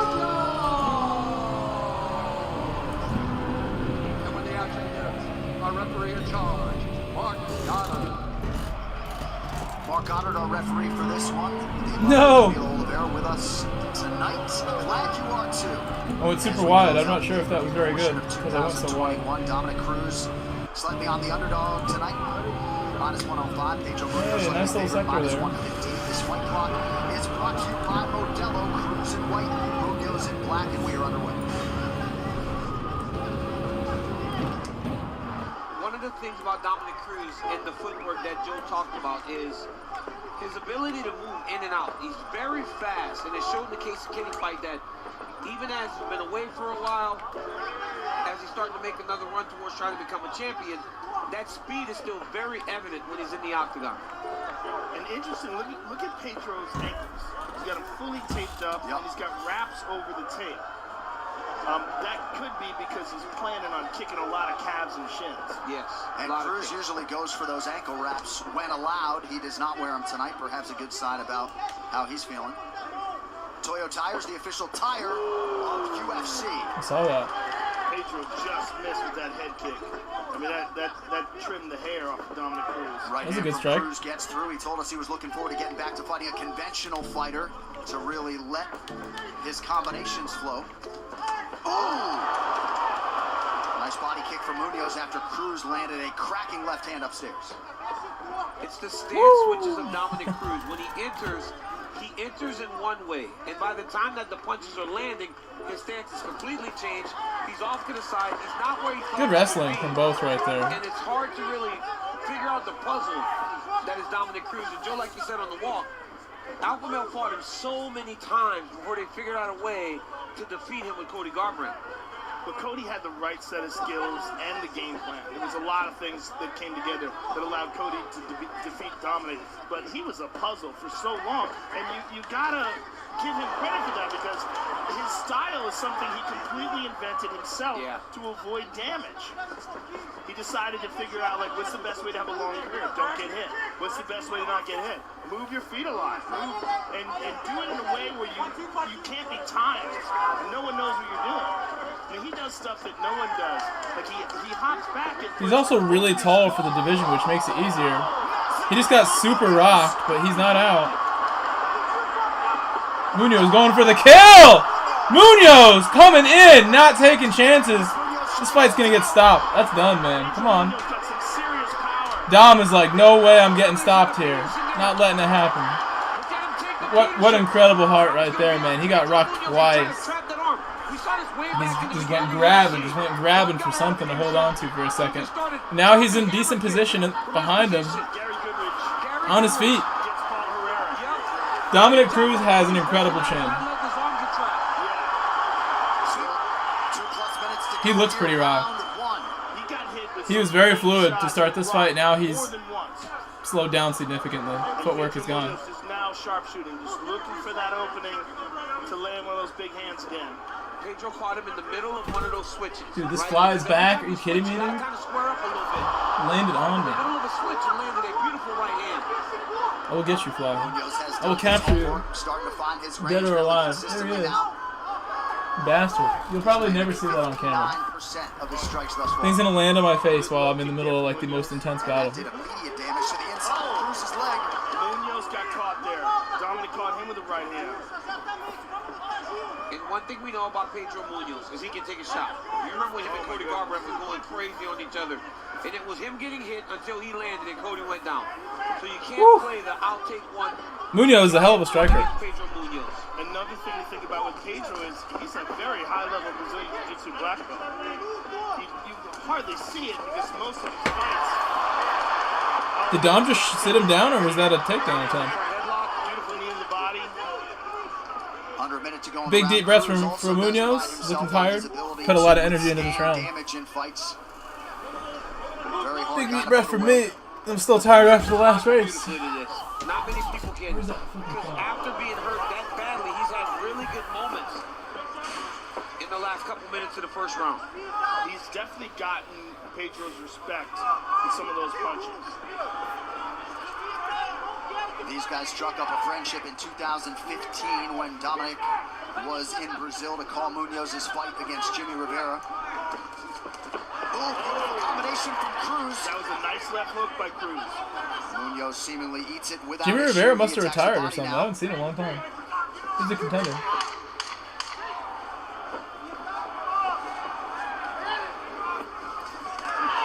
Nice connection by Cruz late in the round. Cruz trying to steal the round. That was awesome. Impossible to steal that round, I think. Let's take a look at them here real quick. You see Dominic Cruz standing right. It's a jab that hurt him. Jab caught him in the middle of a wild swing. He's off balance as well.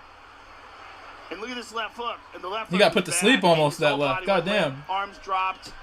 He was in real trouble there. Just going on instinct at that point, right? Hey, that mixing is in. Remember the exits in. So you throw combination, whatever you throw, step in, under, or His under. hair is so perfect. Don't pull back so much. If you're gonna move. Why are we getting a break here? I'm literally watching the corner. That's so dumb. Come on, man.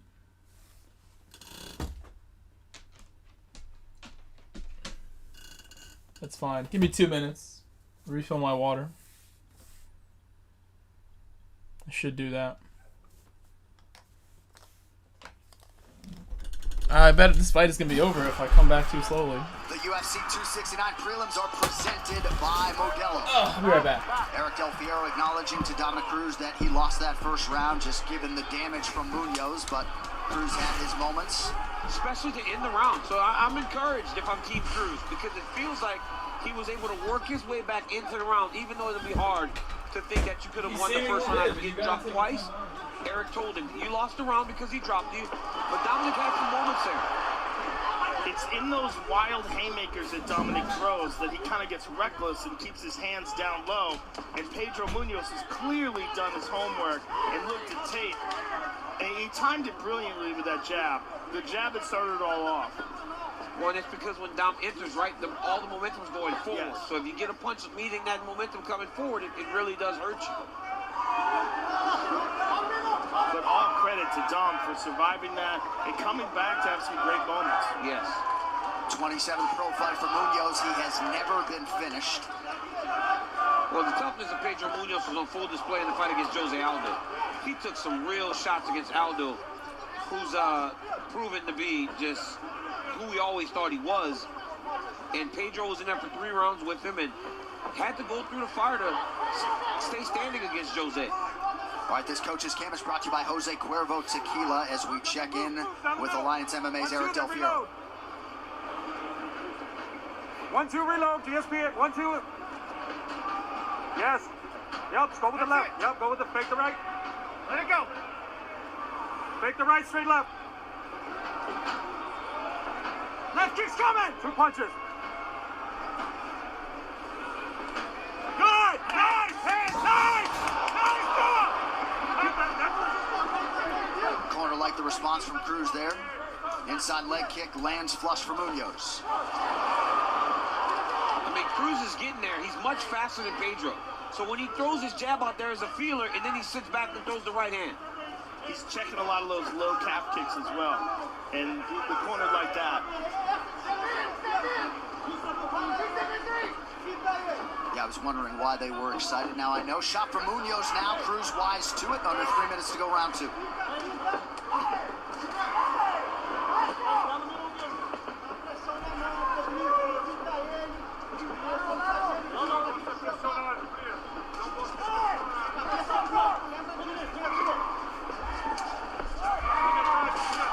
Cruz is staying very active in front of Pedro Munoz. And honestly, first round started like this too. He just has to avoid the mistakes that really did cost him in round number 1. Because Munoz is waiting. He's got power in his hands and knows that if he can land now, he can hurt Dominic Cruz. Dean Thomas, what do you have, sir? You know, for as unpredictable as Cruz is with his style, he's better served keeping that and staying disciplined with being unpredictable. Because I can promise you, I know Pedro Munoz, and he's waiting for another opportunity for Dominic Cruz to come in and have an exchange with him, because that is the fight that he loses. Good left hand by Cruz. And that cut Pedro open. Nice little combination from Cruz. This is a beautiful round by Dominic Cruz. Pedro's hardly landed anything in round number 2 because Cruz is fighting. I think this might be first split. I don't know. Maybe in second. Maybe in first. Can't tell. Looping punches as he did in round number 1. And then he loops the left hook there. But this is vintage Dominic Cruz in terms of footwork, the unpredictable movement. He like feints that he's coming in, then he backs up. It's so hard to figure out what he's up to.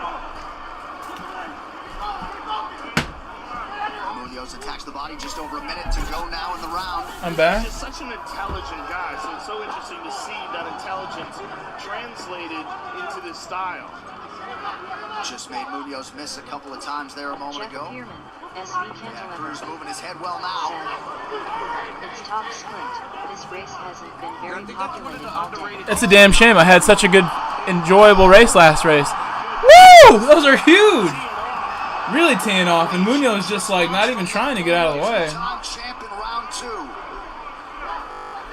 A beautiful round from Dominic Cruz, and as I was saying, one of the things I've not really noticed is how tough he is. I'm telling you. You know, he's a very tough guy. He always says, I'm Tucson tough when I need to be. And that's showing right now in this fight with Pedro Munoz. Cantilever, do you mind if I refer to you as Jeff in the future? Dominic Cruz, he really hurt him with that low calf kick. Thank you for visiting my YouTube stream, Cantilever. Good head movement there by Munoz. Nice late kick from Munoz, but a big second round response from Cruz. 5 minutes to go.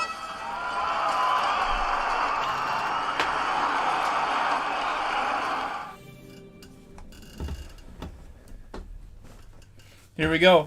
My fight begins now too with Crab. Jeff Bierman, SV Cantilever, said, "Yeah, that's fine with me, haha." Cool, cool.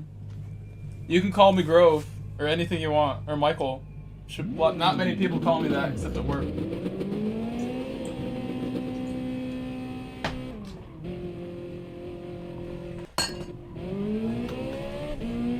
I want a 37 so bad. I know I can do it. Gotta be disciplined and patient and aggressive.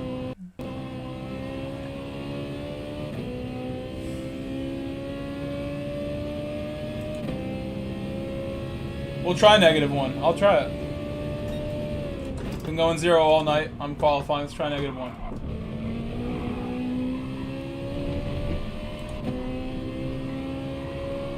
By P3, the official protein snack of UFC. So at one point, if you care on the live odds, Munoz had swelled to a nearly -500 favorite. Now, that felt fast. Cruz, patient. 4-1 favorite. That is also predictive in nature, right? Given that Cruz was largely dominant in round 2. Yeah, he really fought well in round 2, and I can understand those live odds. I tell you what, Mark Goddard is getting a workout. Watch this man play. When these guys start moving towards him, he's literally got to leap out of the way. You heard the corner of Munoz say, you got to fight for 5 minutes like you've never fought before. So he's got to move and get after Dominic Cruz if he wants to give himself a chance. Dominic Cruz. Munoz did a pretty good job to raise the guard there. But the activity... Yes. No doubt about it. Cruz has been very active. He's put out a lot of... I might have still lost him here. He might not have the draft. And as the second round went on, it seemed as though he was getting more and more confused and trying to solve the puzzle with Dominic Cruz. Told us he was going to let his combinations flow. That's exactly what he has done. He's thrown almost 100 more strikes than Munoz. Munoz having a real hard time with the reach advantage as well. Why did I do the limiter? It's okay. The fight is still going. He doesn't have a chance to reset and counter. Oh, because Cruz is gone. Yeah. The moment Dom finishes his punches, he caught him there. He caught him with a nice still good even though I touched it. That was acknowledged by a deep breath from Cruz. 3.5 minutes to go. But it's in between that. In between the one right hand that Pedro landed, Dominic will throw 10, 15, 20 different strikes before Pedro lands anything else. Yeah, Pedro's taking a lot of air. Again with the low calf kick by Cruz and the ducker. Look at that beautiful footwork. Sort of works off of a figure 8 mentality. He's got a whole footwork program now online. Nice knee to the body by Cruz. Pedro's hunting for him. Dom ducked under. Dom looking for the takedown. And even if Dominic just throws those takedowns out there, just to allow Pedro... Didn't carry enough speed. There's always something more coming. It's never going to be just what you want it to be in terms of a stand-up He fight. caught my draft, I believe. He's in it now. He had an amazing one, too. This is probably a .3, maybe? .3? .4? Pedro Munoz remarkably fighting a current or former UFC champion for the 5th time in his last 6 fights. Solid jab there by Munoz. That tells you how special Munoz is to stay at the top for that long without being a champion yourself. It's a shame I'm so slow in qualifying here, man. I was doing good laps in practice, but I'm trying to make this one good. Stick with -1. Highlighted by the recent title fight before Sandhagen. I'll let him go. Absolutely killer. My goodness, he's good. I always thought he was good, but then watching that, I was like, this dude right here is amazing. He's so good at knowing when to start hitting the gas, too. He just breaks people down. Yeah. Maybe I should have won with 0. Just rotate just slightly better. I had no problem rotating though. Didn't feel bad what I did. You know, all credit to Dominic, the response, man. You know, when you get hurt like he got hurt in the first round, if you're not in tremendous shape, you don't recover and respond in the way that Dominic Cruz has responded over the course of these last 10 minutes. Round 3, significant strikes. Cruz well ahead. Another miss from Munoz there. If you're Pedro Munoz, you got to start cutting off the octagon and trying to set a trap to get Dominic Cruz to get the side of the fence so that he can't move in space. The space is what's I'll take that. Honestly, it's not bad. Top 3 is never bad, especially in a fuel-saving race. I'll start in the back, save a little more than I should, and go for it when I go for it. The young crab putting it to me. Did he just knock down Cruz again? Oh, he dropped down Munoz. Or he slipped. Yeah, I think that's a good adjective. He thought he had him hurt real bad in the first, and he did. But didn't expect that Dominic would be teeing off on him in the second and the third. Right.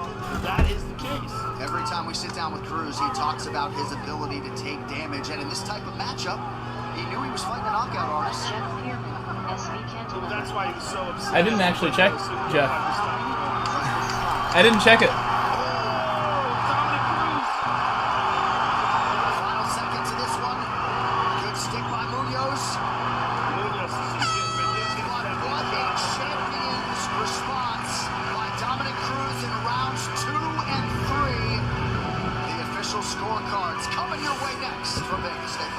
I should have bet decision. I would have put a decision. When I don't know what the outcome will be and I'm really like thinking they're evenly matched, they're elite fighters, I like to go for a decision. And that's why I picked decision for the main event. I think Oliveira and Poirier, unless there's a submission, unless Poirier TKOs him, I see decision. So that's why I put a little bit of change on that. But this was a great fight. I should have been smarter. That's a lesson for the future that I can, you know, stick by that as a rule of thumb. Like when I'm really thinking that it could be close, decisions happen all the time. On the really elite fights. I'm starting 5th. That's quite a far back spot. We'll have to really be concentrated how I get by people because Crab won't slow down, I'm sure. Same strategy as last race where it was a similar starting position. Be as smooth as possible with the fuel saving. Well, next Saturday, how about it? The final event of the year shaping up as a good one. The wildly popular Derek Lewis set to let his fist fly against the rising Philly-based heavyweight contender Chris Dawkins. Also, Stephen Thompson against Bilal Muhammad in the co-main event. The main card, 7 p.m. Eastern, prelims prior at 4. All right, the official decision is brought to you by The Matrix Resurrections in theaters and on HBO Max December 22nd, rated R. With the decision, here is Bruce Buffer. Ladies and gentlemen, after 3 rounds, we go to the judges' cards for a decision. All 3 judges scored this contest 29-28 for the winner by unanimous decision, Dominic the Dominator.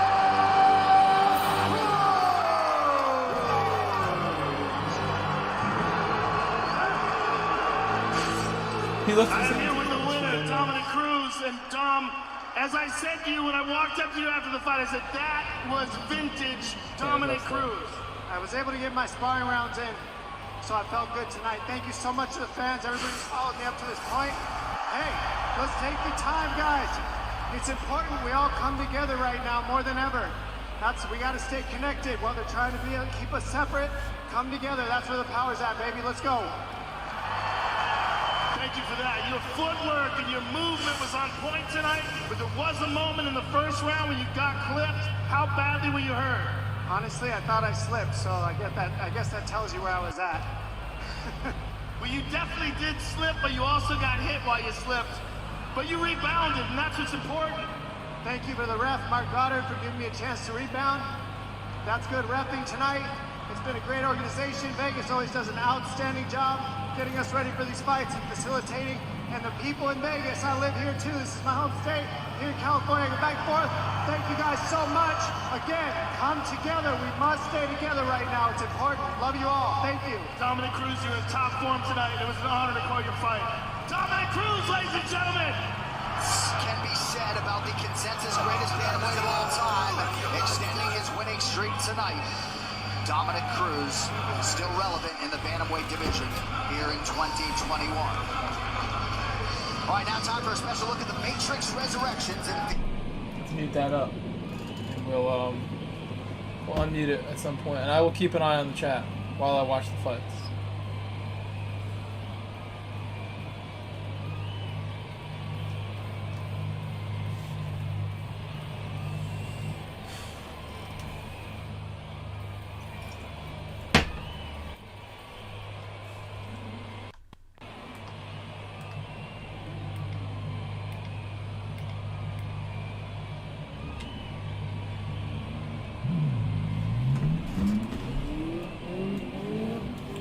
Keep the draft as #1 priority. This car saves fuel well. You can do it at any time.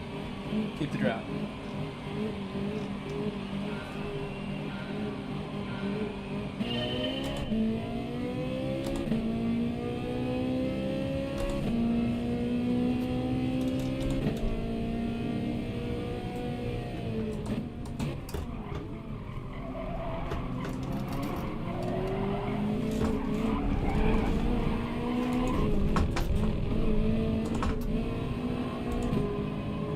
That was a big mistake. I don't want the penalty though, so I lifted big, and that's why I think I didn't get one. I might go 1 instead early on. I want more grip right now. I didn't have it when I wanted it.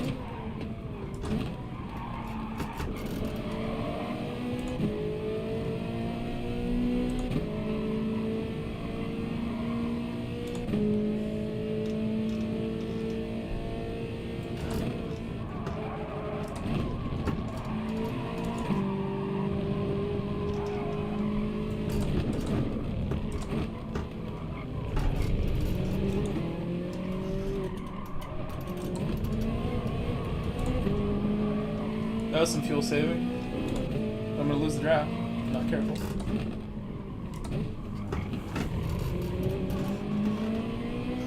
Should be able to go on 2 now that my tires are warm. Be safe.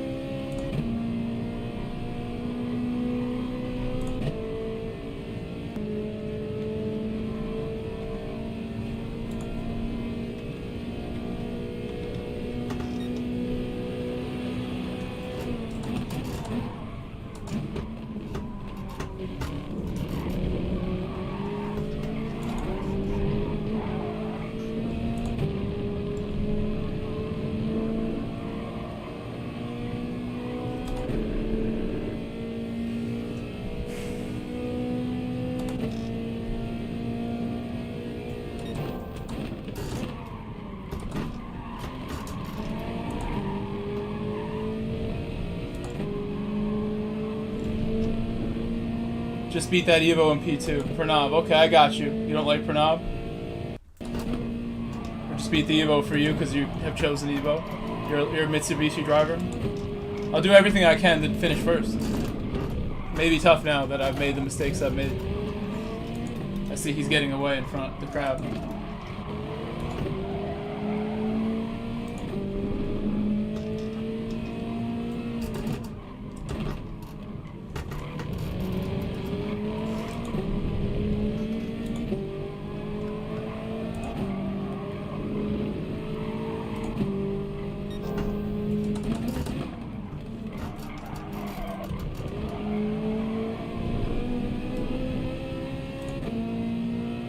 Should probably try to go by here, but I've not gone quick enough out the corner.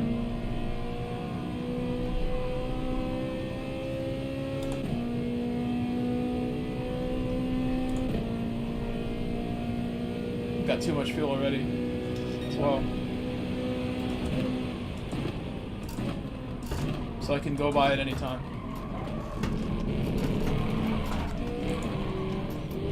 It's an accident.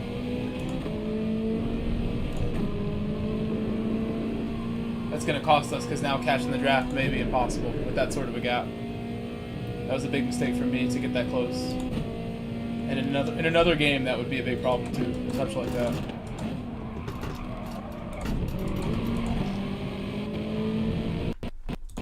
I will stop saving fuel as soon as I have some clear air.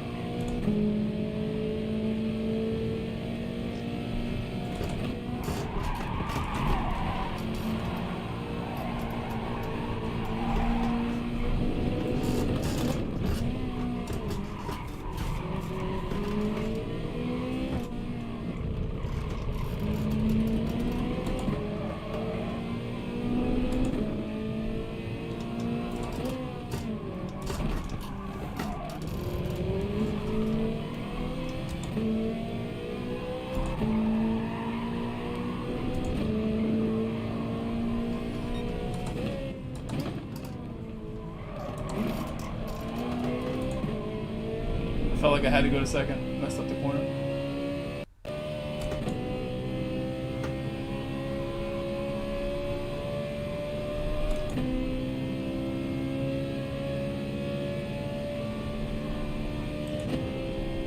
Still might get by.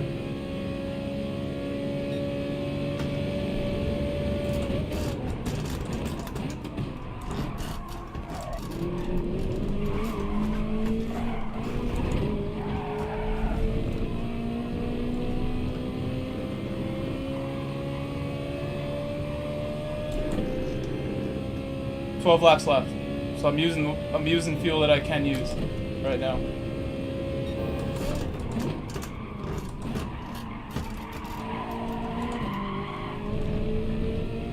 That was very slow.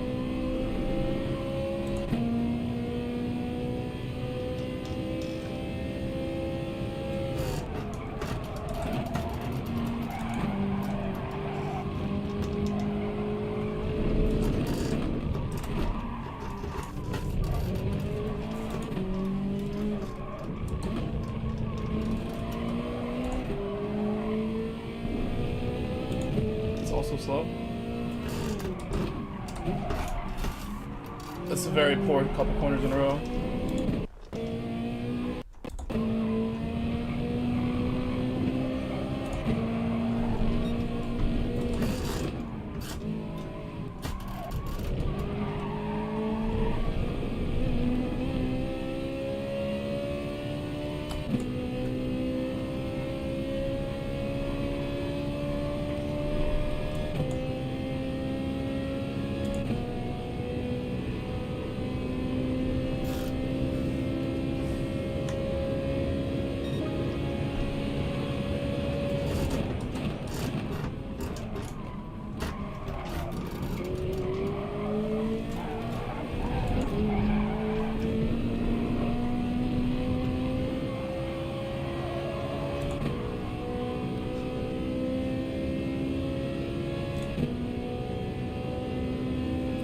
I'm overusing the fuel now, so I'll save a lot.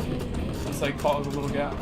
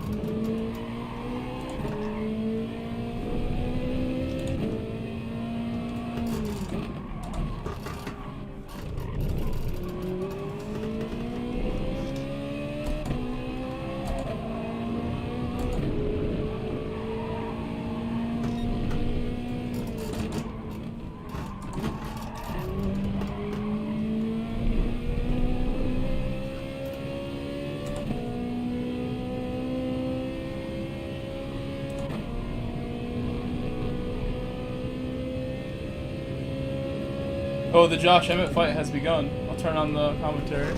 Not even in the fight for the lead here. So. Exactly that. One of the things, though, that a lot of really powerful wrestlers do possess, though, is when the ability to move across the octagon so quickly to shoot a double is the same kind of power that allows him to throw that right hand, because he can close that distance so quickly. And that's what he does it almost like a wrestler. I mean, when that last shift was too early. Right hand, it's like shooting. He's gonna take this one. And he throws everything in. I mean, obviously they got strong, right? Look at him. Well, he began his UFC career. Oh, there it is. There it is. That's the right hand you were talking about, Joe. Right there. Getting some body shots here. Minute gone by. I mean, one of the most devastating punches in this division. And Ige just felt it. He's in real trouble now. Just gave him a nice elbow, too. Oh, but Ige caught the knee. Ige's got him down. Look at this. I did bet on this fight. That's happening now. Good butterfly to the left side. Look at that. And he used that butterfly to get back up. And to Ige. I think I bet on the time of knockout or something. Should have bet decision on this one too. Ige just kept that leg. Now Ige's almost down to Josh's out. Josh is so strong. When Josh reverses the position, look at this. Emmett is such a gorilla. Emmett began his UFC career as a lightweight in 2016. 5-1 since dropping down to 145. Oh, another hard right hand. My goodness, the sound of those punches, man. He gets a little box. He still hurt a little bit. You saw him take a bad step as he walked back to the center. And man, Emmett looks like a lightweight. Under 3 minutes here, round one. He's a big fella. And as he moves back, you can see it's just all looking for that fastball. Nice connection with the left hand. It is, right? I told John what my fastest fastball was last week. I believe. Last week, he's telling a national television audience he can throw a baseball 95 miles per hour. You won't believe it. Steve May, where you at, That's man? my boy Joe right there. He said under not a 69 and a half. Emmett's knee did not initially respond well to the surgery. His kneecap and his patella didn't heal. Had to undergo some extensive procedures and rehab and physical therapy. Back tonight. To watch Ige recover as quickly as he did from that massive right hand is very impressive. I mean, you want to talk about having confidence in your power. Josh Emmett's like, that's 85% of his game. Yeah, strong. I mean, when you hurt just about everybody that you touch with your right hand, you get this confidence about yourself. And rightfully so. And Josh Emmett has that. And he carries it late into the fight. The Michael Johnson knockout is a great example of that. And that was just a crazy knockout. A fight where he was down, and he throws that fastball right down the middle, and Johnson goes to sleep. And it's amazing to hear guys like Andre Fili and Danny Castillo talk about Josh Emmett, how hard he works. Danny's sore this week, man. You work with Josh Emmett all week, right? Holding mitts, holding pads. These guys are paying for it. But Dan Ige has responded well to this point. He's got his bearings back. He's landed a beautiful jab many, many times. That could be a penalty. It's really tight. Ige is as tough as they come. Lucky guy. He's been through those hard wars. The Calvin Cater fight, the Edson Barboza, but you get a victory over Edson Barboza in a fight that is, a lot of it is striking. And short notice. Yeah. And then now tied with Jeremy Stevens for most knockdowns in UFC featherweight history with 11. And that's in just 10 UFC fights, by the way. Entry to knock down a fight. Right, compared to 30-plus fights for Stevens. That is the quick way. There. Love your chair. Ige just missed on the left hook. He's moving well laterally tonight. Big shot from him. Just the sound, the difference when they land. Leg kick late in the round for Ige. We're right back.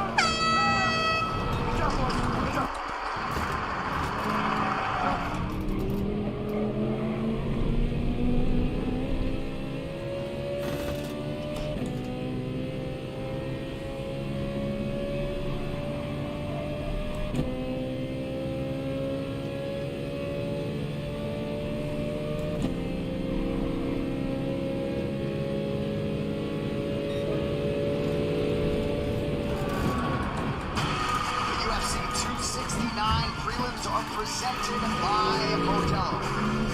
A definite kinship between Dan Ige and his cornermen Eric Nixick and Jimmy Gifford. And Joe, the message was they wanted to get back to the jab. It's a big right hand early. Yeah, he ate that one quick. He tried to say in the corner that he didn't get hurt, but clearly he got hurt. He got hurt. He went down. I mean, anytime a tough guy like Dan Ige gets hit and starts backing up and just falls, he got hurt. No doubt. They want him to use that jab and use his speed. The consequences of a guy like Emmett are so great. Like right there, just barely missed with that right hand. But you see, Ige has more technical skills in terms of striking. He went to the body there, the jab. Look at that, just kind of going backwards, step forward, hit with the jab. Yeah, I don't think it's that Emmett doesn't have those skills. He just believes in the hand. Yeah, he just has that power, and it's so great. But does that become like a detriment, right? Can you believe in one thing so much that you're not willing to do all the things and use all the tools that you have at your disposal? Well, that was a good example right there. We slipped the punch and came up over and countered. He's settling in now. And Ige known to play with a lot of open and stance switches. They called for the southpaw stance after round one. He goes to it now. Shot from Ige. The size difference is very big. I'd like to get Josh Emmett on a scale right now. I wonder what he weighs on fight day. Andre is like serious with me, bro. I love it. Let's go, Andre. Don't push me, please.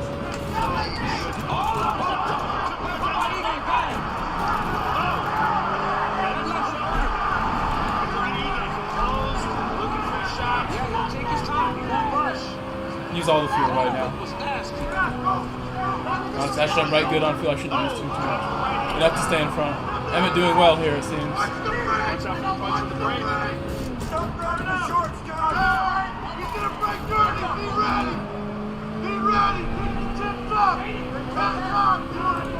It's a fuel-saving run right there. That's good.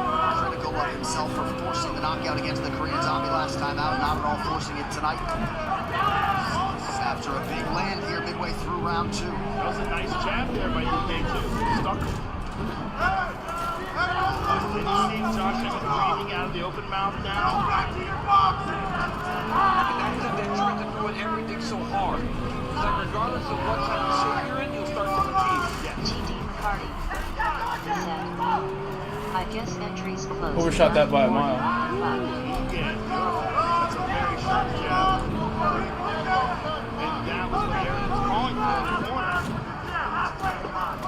The one thing about Josh Emmett, he's very big, but he's short. He's not the tallest guy. I mean, even Dan's a little taller than him, but he's got to get a little more active if he wants to get to Dan Ige right now. It won't be one shot. He's got to mix it up. Oh! Josh retreating now. He's in my draft still. He looks vulnerable in these exchanges. Well, that big right hand there from Ige just says, give me some respect. I'm here, I'm not, I can punch. You know, I've got power. Right. Yeah, and Ige just popped you deep with that jab. That jab is excellent weapon for Ige.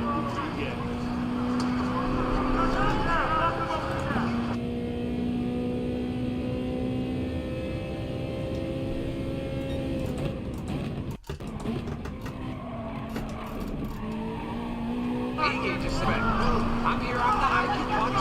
You know, I've got power. Right. Yeah, and Ige just popped you with that jab. That jab is excellent weapon for Ige.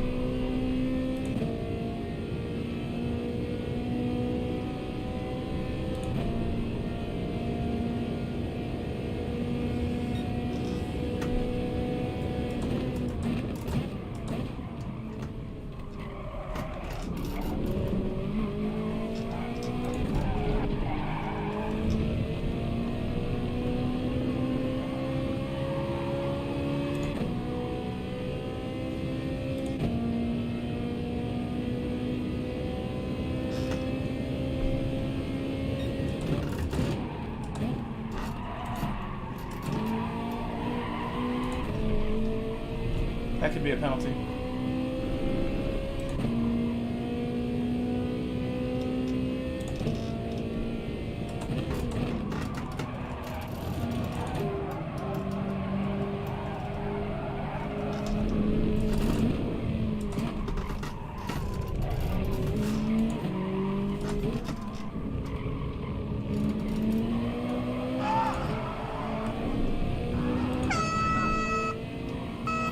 Segundo assalto terminou.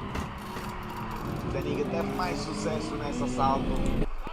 Parece que perdeu o primeiro assalto, mas acho que nesse segundo assalto ele teve mais sucesso. Tem que parar de tentar finalizar. Usar o seu boxe. Estar um pouco mais inteligente. Pinta. Direita. Usa o gancho esquerdo. Sai. Pode lançar o seu golpe direito.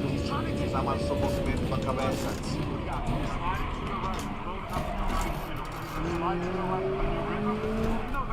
Vai para o lado direito. Let's go!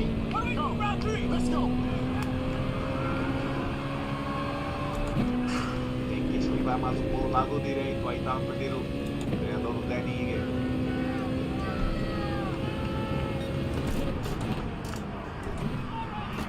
Gancho esquerdo, que deu. Josh Emmett com um pouco de problemas.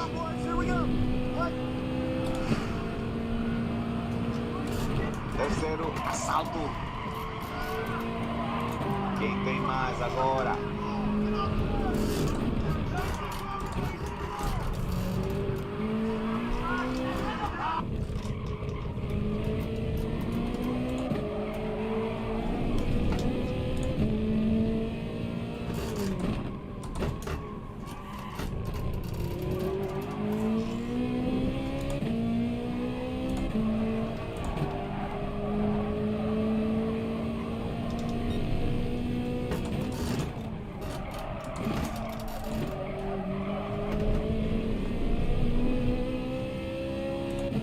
Huge mistake. Big time to make a mistake right there. It's on my way to third. Now I'm going to be battling this GTR down the straight. I don't think he can make that move with that launch he got.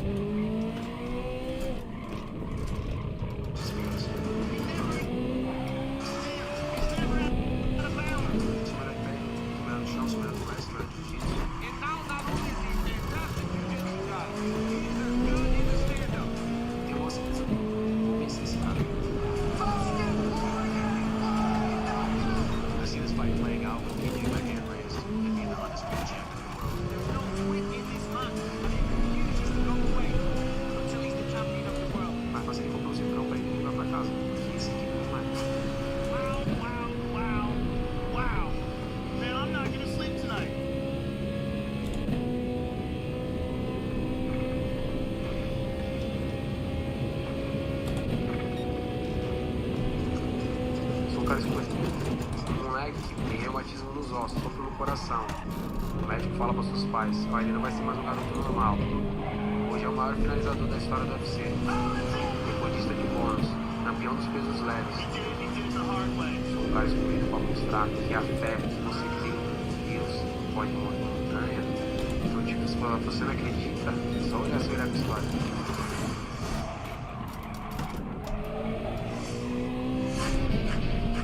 John White. I'm one of my friends. Mr. T, you're drinking my drink.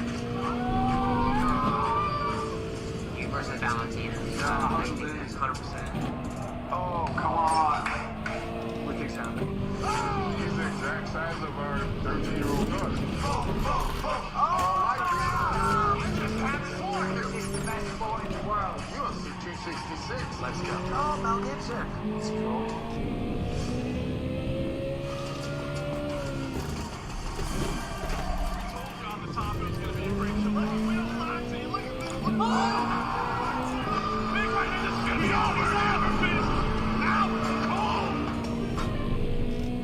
Notice that I am also bald. I gotta move my camera like Cyclops. Dustin, look, he's matured into a great fighter. It's being nice to see the world without surprise. I want to be remembered as one of the greatest female fighters. She was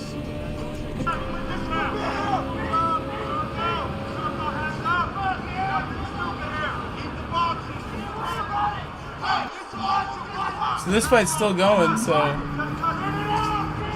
don't think I picked by decision, but maybe I should have, because Ige must have had some great footwork to stay alive in this. I bet against the guy. I should have just picked Emmett to win. Put some money on it, maybe. I don't even know who won. I wasn't watching it. But this fight lasted as long as the race did, almost.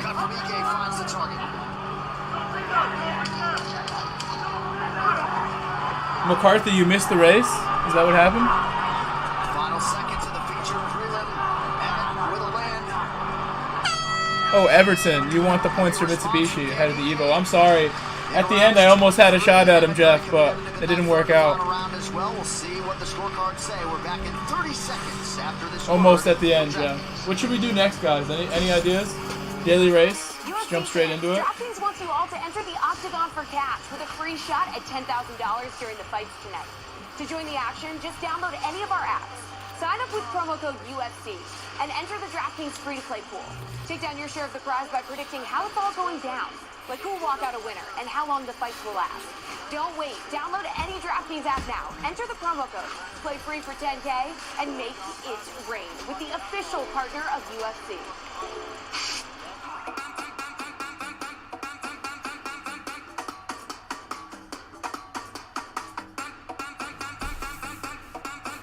Jeff Pierman, SV Cantilever, said, "It's all good.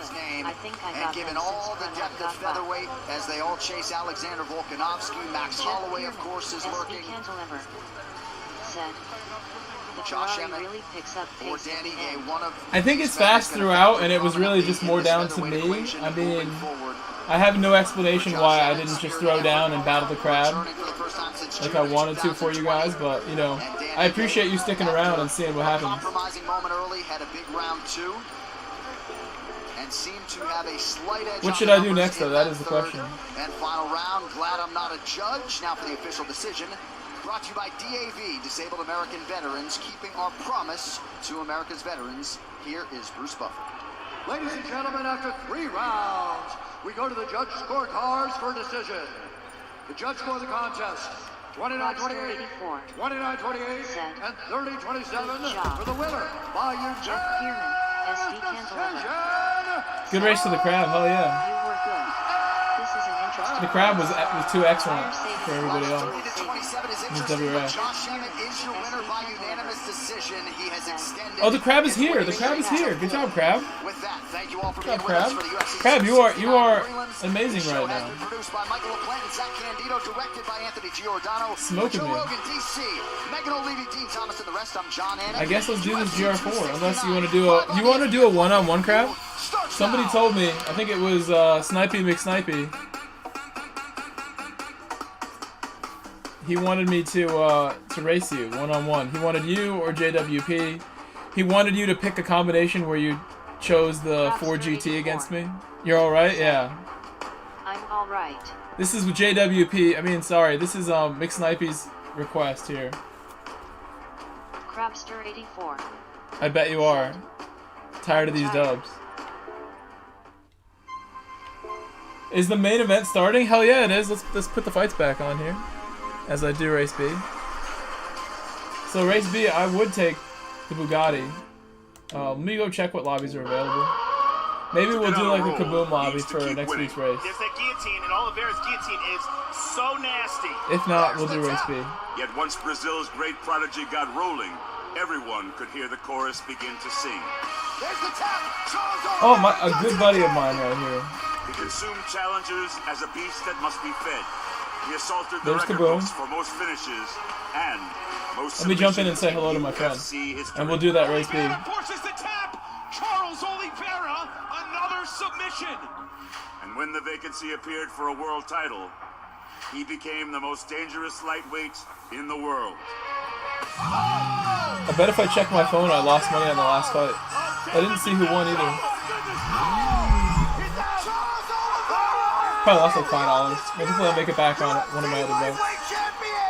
He is that good. He is that good. Just learning the trade here. This is gonna be. Oh, hello.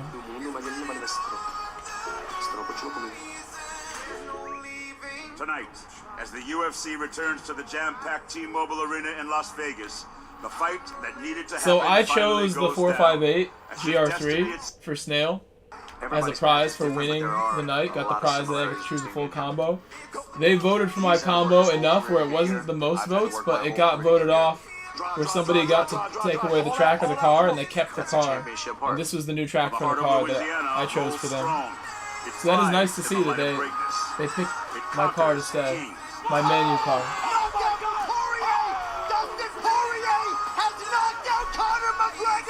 It won't be satisfied until all are vanquished. My strategy in this fight is the same as it's been in my last. Very nice to see Conor back on the game.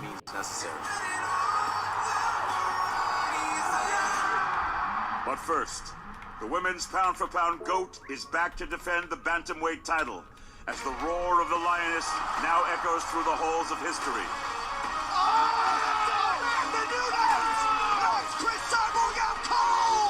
And every title defense becomes a statement of unparalleled dominance. Nobody's gonna stop me. I'm gonna retire undefeated and with the 2 belts at home. Yet to be the target means to stand in against the most dangerous sharpshooter. And the Venezuelan vixen exudes the confidence to be called champion. Nobody's had a tougher road in the UFC, and I want to fight Amanda. It's time for her to quit ducking. That's my fight. I have time for one lap here before it starts. With bad intention, and to match her blow for blow could mean an overthrow. 2 titles are on the line, and so is history in the numbers. 9 straight wins for Bronx, a record 17 finishes, 14 by submission, and a diamond in the rough who believes in his own greatness and wants nothing more to hear the word undisputed world champion. It's the best against the best for the lightweight crown, and the stakes couldn't be higher. Live from the T-Mobile Arena in Las Vegas, Nevada, it's UFC 269, Oliveira versus Poirier, and it starts. Oh, I gotta put a lap down for this. Gotta hurry up. Right now. Where is this Bugatti? Where's the boat? The Bugatti boat. Hurry up, hurry up. It's a long lap too, so I'm gonna lose a ton of DR if I can't get a lap down. I'll end up just joining Conor again if I miss it.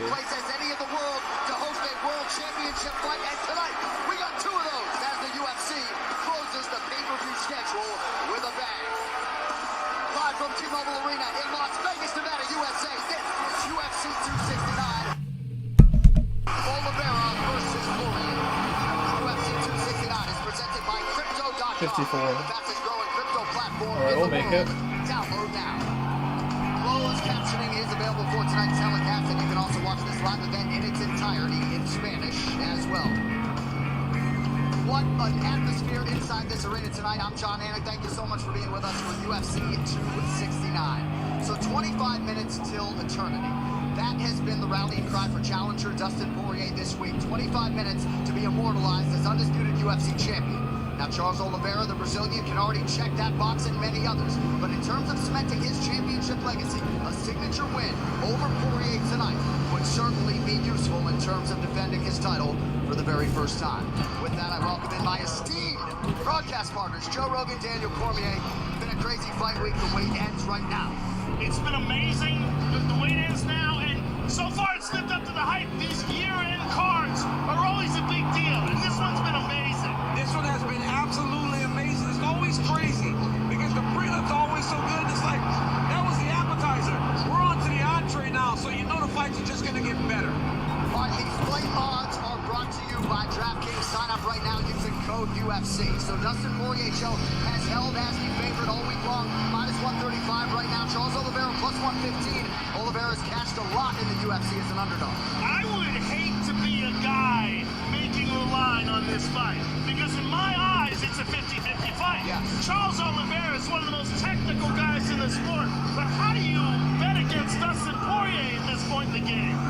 It's an amazing matchup. It's an amazing matchup, and for Charles Oliveira to be the underdog, it just speaks to the value in the McGregor fights, because Dustin Poirier won those 2 fights. Now, are the bettors overvaluing those fights? Because it's Conor today opposed to Conor 4 years ago. But Charles Oliveira does believe that he has all the tools, and he's shown that he can beat just about anybody at 155 pounds. And Joe, speaking of those tools, right, he is the most decorated submission artist in UFC history, but has also had a penchant for the knockout. Should have back out? I shouldn't lose the R at this point. And in my opinion, he's the most technical guy in the game. Everything he does is perfect. Hand position is perfect. Nothing is muscle. Everything is thrown with precision, from perfect balance and perfect stance. He has spectacular jiu-jitsu. He has resilience. I mean, he came back from being hurt badly in that first round against Michael Chandler, and he is the undisputed lightweight champion. Right, nothing else that I should be doing this Defending his title tonight against the great and powerful Dustin Poirier. The Diamond of Lafayette, Louisiana. Dustin the Diamond Poirier. That's a big bad Cajun boy right I can't wait to do that. That sounds so fun. Absolute dog, man. Dustin Poirier will fight And anybody, Gr.4 also. anytime. It's That the does sound power fun. in his hands. But My as car will be good Dustin at has that. gone on, over the course of his career, he has developed a ton of skills. He has great Yeah, I'll have a eyes. good car for that. He Okay, always puts decent. himself in position to finish. He's never lost inside the octagon. And with those wins over Conor McGregor, avenging the first loss to where he is today, his confidence is through the roof. And he truly believes that tonight he finally gets the Undisputed Championship. All right, here was the scene at the presser on Thursday, and Joe, equally intense when you were right there on the stage on Friday. Charles Oliveira understands acutely what a win over Poirier is going to mean for his career. It's incredibly intense. For Oliveira, first of all, everyone believes that to be the champion, you have to defend that title. To be truly recognized as a champion, this is the opportunity to defend the title against one of the most dangerous 155-pounders ever. Charles Oliveira almost looks through his soul. Charles Oliveira looks like he is looking through Dustin Poirier's soul in that stare now. Robbie Lawler style, right? Looking through a man's soul. All right, co-headliner tonight, Amanda Nunes, the Lioness, looking to continue one of the greatest runs this sport has ever seen. Daniel, I know your bankroll's fat. Minus 1,000. That's a heavy price on Nunes tonight. I mean, you don't really get to win no money at this point on Amanda Nunes, but it's because she has been so dominant. What Amanda Nunes has done has truly been next level. Now, you see her arriving with... I want to wait for him to come around, sort of. And she is looking to put another spectacular performance in the bank. It's hard to win a championship. It's hard to win 2. But to defend 2 in the way that she has, it's unheralded. So for her to be doing this again and fighting a tough Juliana Pena, I can't wait. But she's the GOAT, and she has very few women that are looking forward to fighting her. Juliana Pena is one of those. Juliana believes that she has the toughness. She believes that she has the endurance and just the overall grit to drag Amanda into those late rounds and make her tired. I'm waiting for him to come around. Her and possibly defeat her. She thinks she's the woman to take the title, and we're going to find out tonight. Now we are. She's trying to tune out the noise as best she can during the biggest fight week of her life. All right, who will deliver tonight is brought to you by GoPuff, the official instant needs and alcohol delivery partner of UFC 269. Download now. So Amanda Nunes, Joe, first bantamweight title defense since 2019, and man, does she look in shape. He's ready for me. I sent you guys the photo of her. I did bet on the Nunes fight tonight. I've never seen her more shredded. Yeah, she does look really in good shape, so I'm kind of maybe didn't pick the best night to bet against her, but maybe none of that matters. I think I just went with my gut with these picks. Should have made more picks, more research on my picks, but whatever. It's the first time. She is the undisputed see how it goes. Just the guts. Yeah, but Juliana First really instinct. believes this. She believes that she is the one to make Amanda remember. Remember what she used to feel when she would get exhausted and almost give up on herself. She said the moment they say fight, she's going to take the center. She is going to beat power with power. And eventually it's going to be Amanda Nunes that is the one that is stepping backwards. She has truly embraced this moment. She said she's waited a lifetime. She said Amanda has dodged her for long enough. She's given her a walk to the octagon. That was step one. The next step is to take the title from her. Pena has certainly had an intensity about her. She seemed unfazed in the face of greatness yesterday, but they're going to lock that door behind them in a matter of hours. All right, on the betting front, I'm a straight wager guy, but if you like parlays, were you to bet a $100 three-leg parlay on the favorites in some of the big fights tonight, Dustin Poirier, Amanda Nunes, and Sean O'Malley, $100 bet will return $146. Kind of shocking, if you know what I'm saying, but you can also go the other way and take the underdogs in those three fights. Charles Oliveira, Juliana Pena, and Howie and Paiva, a $100 three-leg parlay. Joe Rogan seems stunned, would yield $5,866. That is crazy. The difference is so crazy, and as a betting man, I know you're a betting man. I am. You gotta be salivating at that, but it's tough odds. There's a reason these odds are like that. So some dude's gonna bet $100,000 to bet $1 million, and then somebody's gonna give it up. Like you might get to the end of that parlay. Well held, Connor. Well held. Walking into the octagon. It just happens. And it looks like somebody just put $318,000 on Amanda Nunes to win like $25,000. My math isn't great, but he's gonna sweat that. All right, either way, a lot of great ways to attack the board tonight if you're so inclined in UFC 269. Let's show you what else is coming up. The rest of the card is presented by EA Sports UFC 4. On sale for a limited time on Xbox and PlayStation. Play as the UFC's biggest stars or start. Yeah, I'm going to be using -1, I think. It's just a little slippery. I don't know why. I usually love 0. Jeff Hansen Steel Neal was on the fast track to title contention before a health. I need a little more rear end stability than I have. Ooh. When he's on his game, Neal has proven to be one of the welterweight elites. And tonight, the Fortis MMA rep goes for his 6th UFC win against the also ranked relevant Santiago Ponzinibbio. You guys know how this track is. It's just dangerous. He's got all the determination to go with his vast skill set. And if Ponzinibbio can pass this yes, like as I said it. Keep that, Connor. Keep it. Also playing tonight, the hyphen Kai Kara-France has carved out a nice spot for himself. Who picked this? This is a crazy track for him. Whoever chose this to choose for this car. Lots of elevation experience and toughness if need be. Tonight he is staring at a unique challenge where he draws a former UFC champion for the 2nd time in his career. 5 years ago, I can tell him my brake balance, but he'll figure it out. He's really good. Now he's pushing the reset button and chasing gold in a 2nd division. We'll see how his undeniable speed and power translate at 125 pounds later on pay-per-view. Opportunity also knocks tonight for bantamweight hopeful Howie and Paiva. Still just 26 years old, he's been successful in 2 divisions in the UFC. He is 21-3 overall, and the Brazilian will try to produce the biggest win of his career tonight as he draws the budding superstar Sugar Sean O'Malley. Now much is made of the persona, perhaps not enough is made of the skill set, which is only getting sharper. And tonight, the Sugar Show is hoping to put on a T-Mobile and put the finishing touches on a perfect 2021. First independent intelligence agency, the Kingsman. And now it is time for us to kill. And kill. And kill.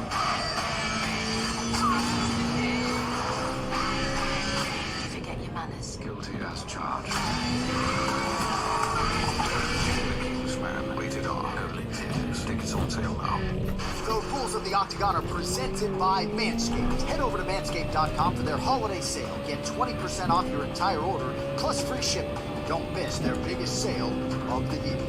3 judges score the fight without durations, 3 5-minute rounds, but for championship fights and all UFC main events, we go 5 5-minute rounds. A 10-point must scoring system is in effect. The round winner gets 10 points, his or her opponent 9 or fewer, and scoring is based on effective striking and grappling, followed, if necessary, by aggression, and then lastly, octagon control.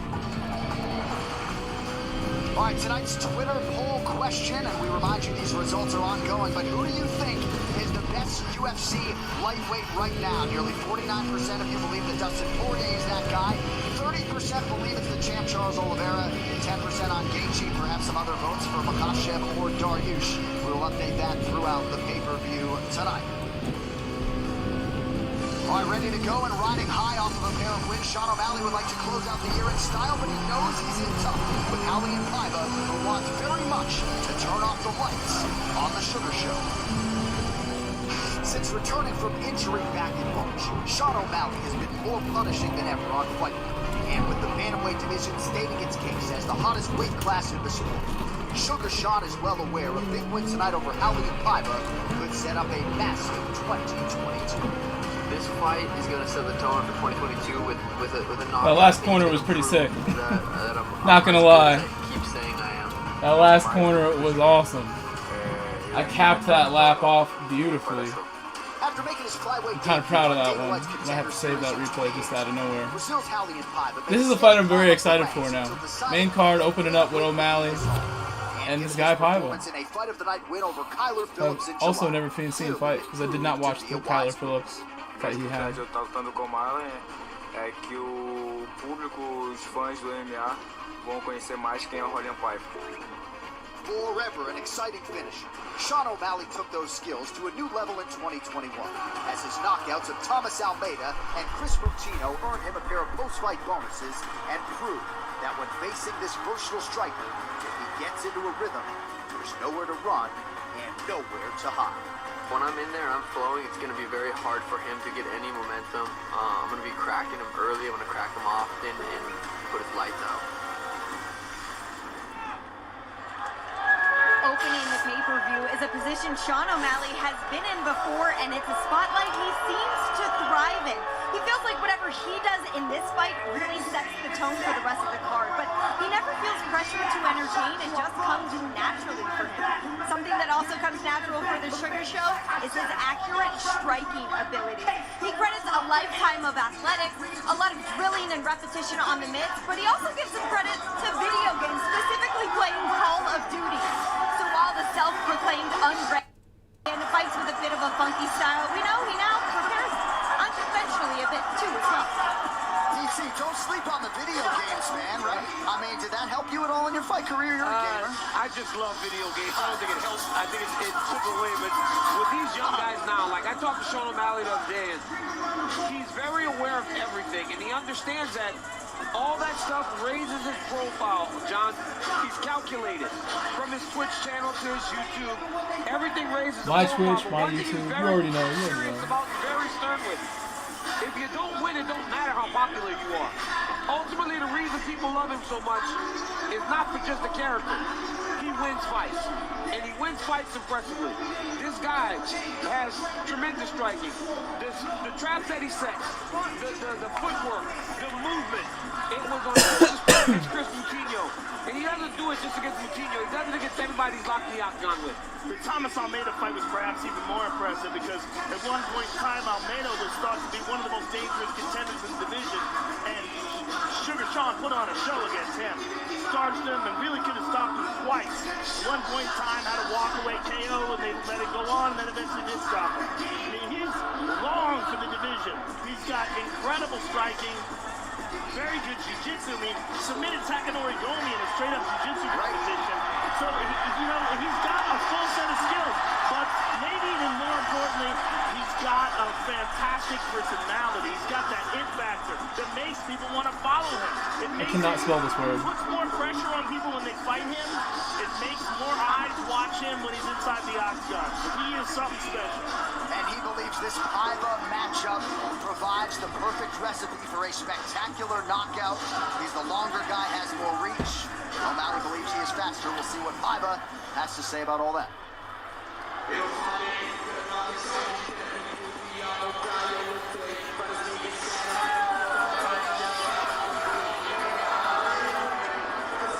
Well, it is time to put some respect on the name Ali and Paiva, and a lot of that respect, Joe, came in after his win over Kyler Phillips by majority decision. It was the fight of the night. night in July.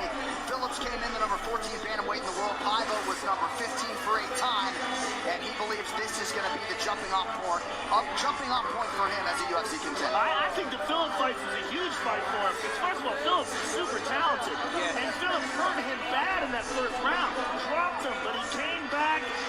He came back and they had some amazing exchanges. I put money on O'Malley by decision is what I bet on this fight. I know for a fact.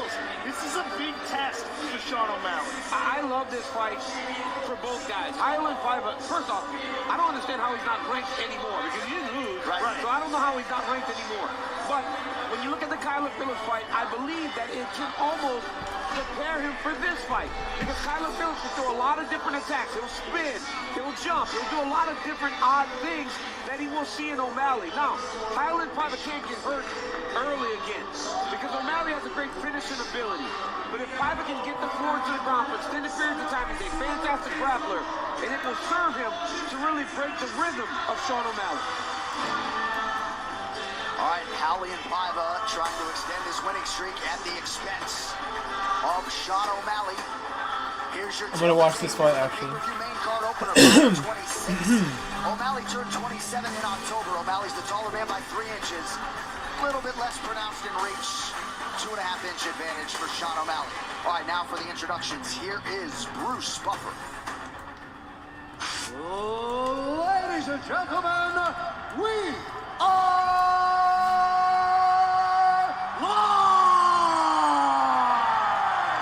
from the T-Mobile Arena in Las Vegas for UFC 269. Oliveira versus Jorge, presented by Crypto.com, the fastest growing crypto platform in the world. Download now. And now, this fight is 3 rounds in the UFC bantamweight division. Introducing first, fighting out of the blue corner, a mixed martial artist holding a professional record, 14 wins, 1 loss. He stands 5 feet 11 inches tall, weighing in at 135.5 pounds. Fighting out of Phoenix, Arizona, Sugar Sean O'Malley.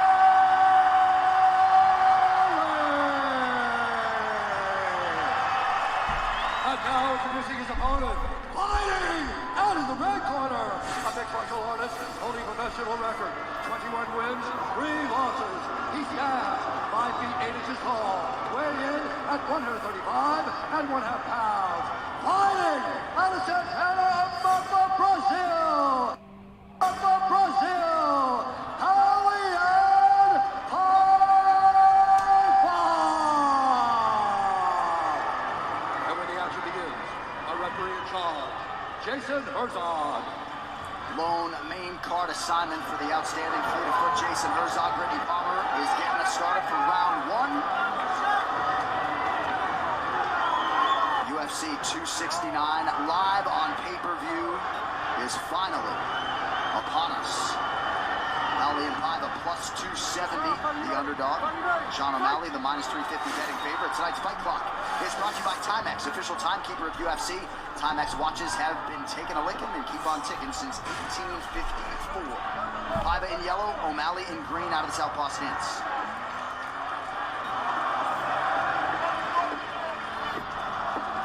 O'Malley likes that long front kick to the body. He's very tall for the weight class. He's very tall for the weight. So his when biggest he advantage is so throws tall. that front push kick, it almost deters his opponents from going forward, so they just stay at range for him to make contact with those long strikes that he throws. Popped the jab from the southpaw that time. And he will switch stances.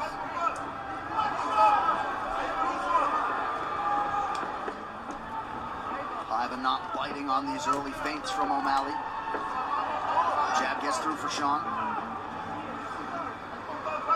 Paiva seems locked in, seeing everything good to this point.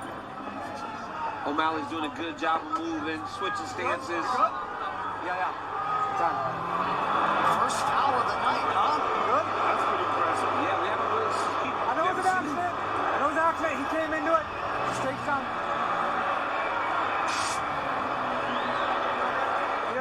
time. You got time. It's on the belt line. Yeah. Looks like the Jones were on the belt line there. Yeah, that looked pretty good.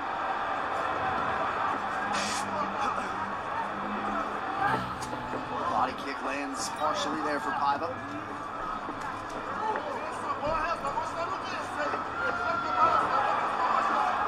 Just touching him with the jab.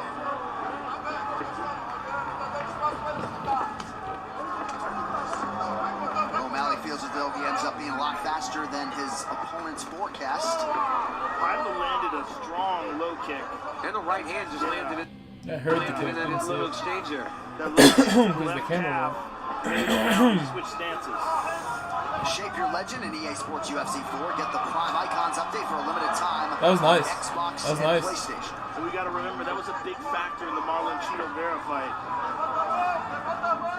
And I don't understand why more people, if they're getting ready to fight Sean, don't throw those low outside calf kicks because of the damage Cheeto was able to inflict.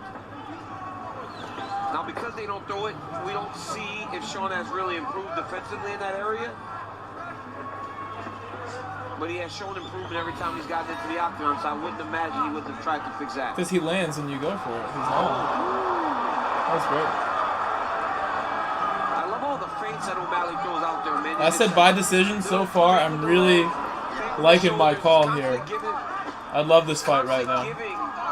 Gonna see the true test, I think, for O'Malley. The first real test. This guy looks game as shit. Looks ready to fight to the end here. Much better than his previous opponent. Hasn't really landed a strike on this guy, essentially. But I would say O'Malley's still fighting for this round. Not won the round yet. It's really close. Tried to counter there. O'Malley evades. And you can tell that he's coming up, you know, because he's smaller than O'Malley by decision was my call. Big for this weight class. He's very tall to be fighting at 135 pounds.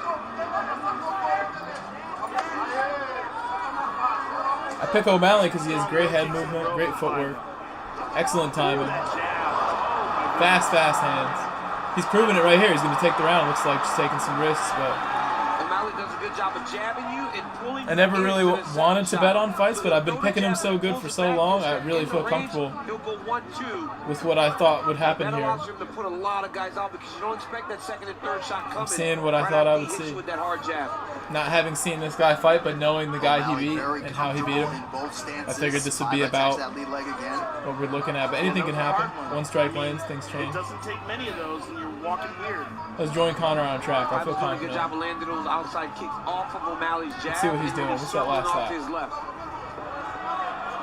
He's getting in mid-movement, so it's hard for O'Malley to settle and check the kick. And Paiva's been doing a lot of training with those guys at Team Alpha Man. Some of the best lightweight fighters we have seen. Oh, connected. It's going to knock him out. He's already knocked him out, essentially. Guy has a good chin to stay up right after that. He's going down, dude. I should have picked by knockout. What did I pick? Let's go see. One of the biggest tests of his career, and he just got an A+. Yeah, he smashed him. Fantastic. I should have picked by knockout. He smashed him. He will not be unranked next week. Sean O'Malley, bantamweight contender. The beauty in that finishing sequence is he didn't go headhunting. When he had Highland hurt, he went to the body before he came back up top to finish, and that was crazy. All right, tonight's fight replay is brought to you by Anuel AA Real Hasta la Muerte. I've lost two of my 6 bets. Right here, you see the right hand lands over the top. I lost an expensive one here. Which one was this? O'Malley starts to let the hands go. The O'Malley bet. I lost 25 on this picking the decision. He's not just headhunting. It's a shame. As he hurts Paiva. He got him good. I should have bet by knockout and went big. Came back over the top. He sniped him, dude. Did a great job. Watch out that beautiful left hand that goes right to the body.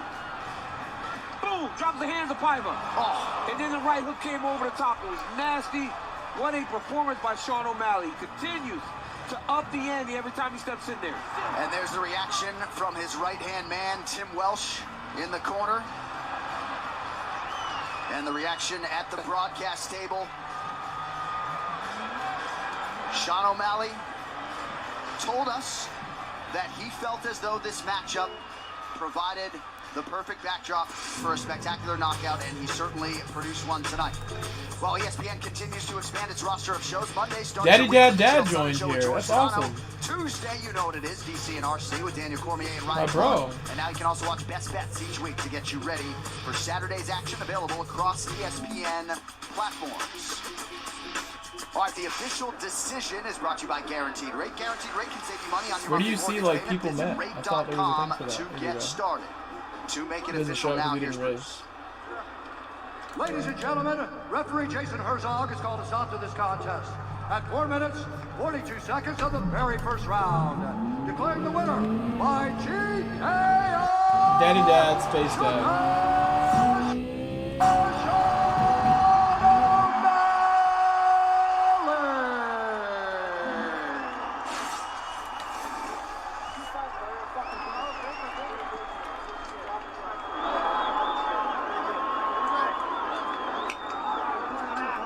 Was it an underscore? Oh, we're friends already.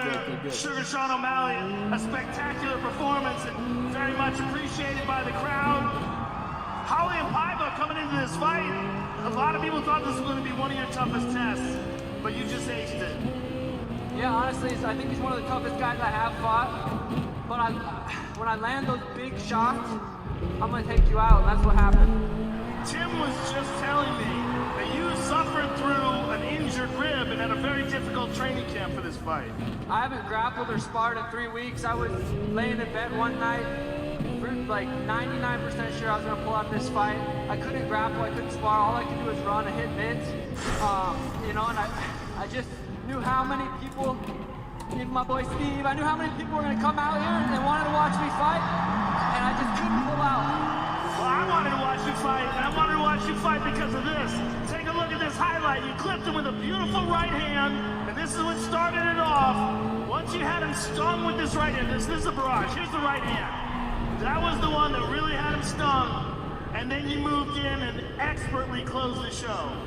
Yeah, right before, before I came here, Tim and I were watching a bunch of Canelo highlights, and I wanted to put him up against the cage and tee off like that. Well, I'm glad you made it through. Congratulations for a spectacular knockout. I look forward to seeing you again, sir, always. I fucking love you, Joe Rogan. I love you too. Sugar Sean O'Malley, ladies and gentlemen. 15-1. He has won 3 in a row. That post-fight interview is brought to you by EA Sports UFC 4. Shake your legend at EA Sports UFC 4 on sale for a limited time on Xbox and PlayStation. Naysayers, group of O'Malley naysayers getting smaller by the day, DC. Well, every time he does this, every time he goes out and he does this, people have to really start to respect who Sean O'Malley is. In every fight, he ends shots, he does the jump shot. You know, it's an undefeated Suns who at one point had won like 18 in a row, right? So good team to be rooting for. I kind of like what he's doing, though, because one of the things that he's doing is he's doing what boxers used to do. You fight guys that are just giving you a slightly bigger test every time, and then you get to this spectacular record. No rush. Yeah, no rush. I mean, he's had the loss. He's had the one loss to a spectacular Marlon Cheeto's era. No shame in that. But he's rebounded from that with some amazing knockouts. And tonight, keep going. Matchmaker Sean Shelby McMahon deserves credit as well for methodically building Sean O'Malley. The champion in his division is Aljamain Sterling, making me sure he was watching closely tonight for the UFC middleweight champ. Chris Weidman is in the building. Also with us tonight, founding member of Motley Crue, Tommy Lee, is Octagon side. And also in the building, Latin Global Superstar, Anuel AA, his new album, Las Leyendas Nunca Mueren, available on all music platforms. Stars are out for UFC 269 here in Vegas. All right, now a word from DraftKings on how you can get in on tonight's action. Download the DraftKings app now and use code UFC when you sign up.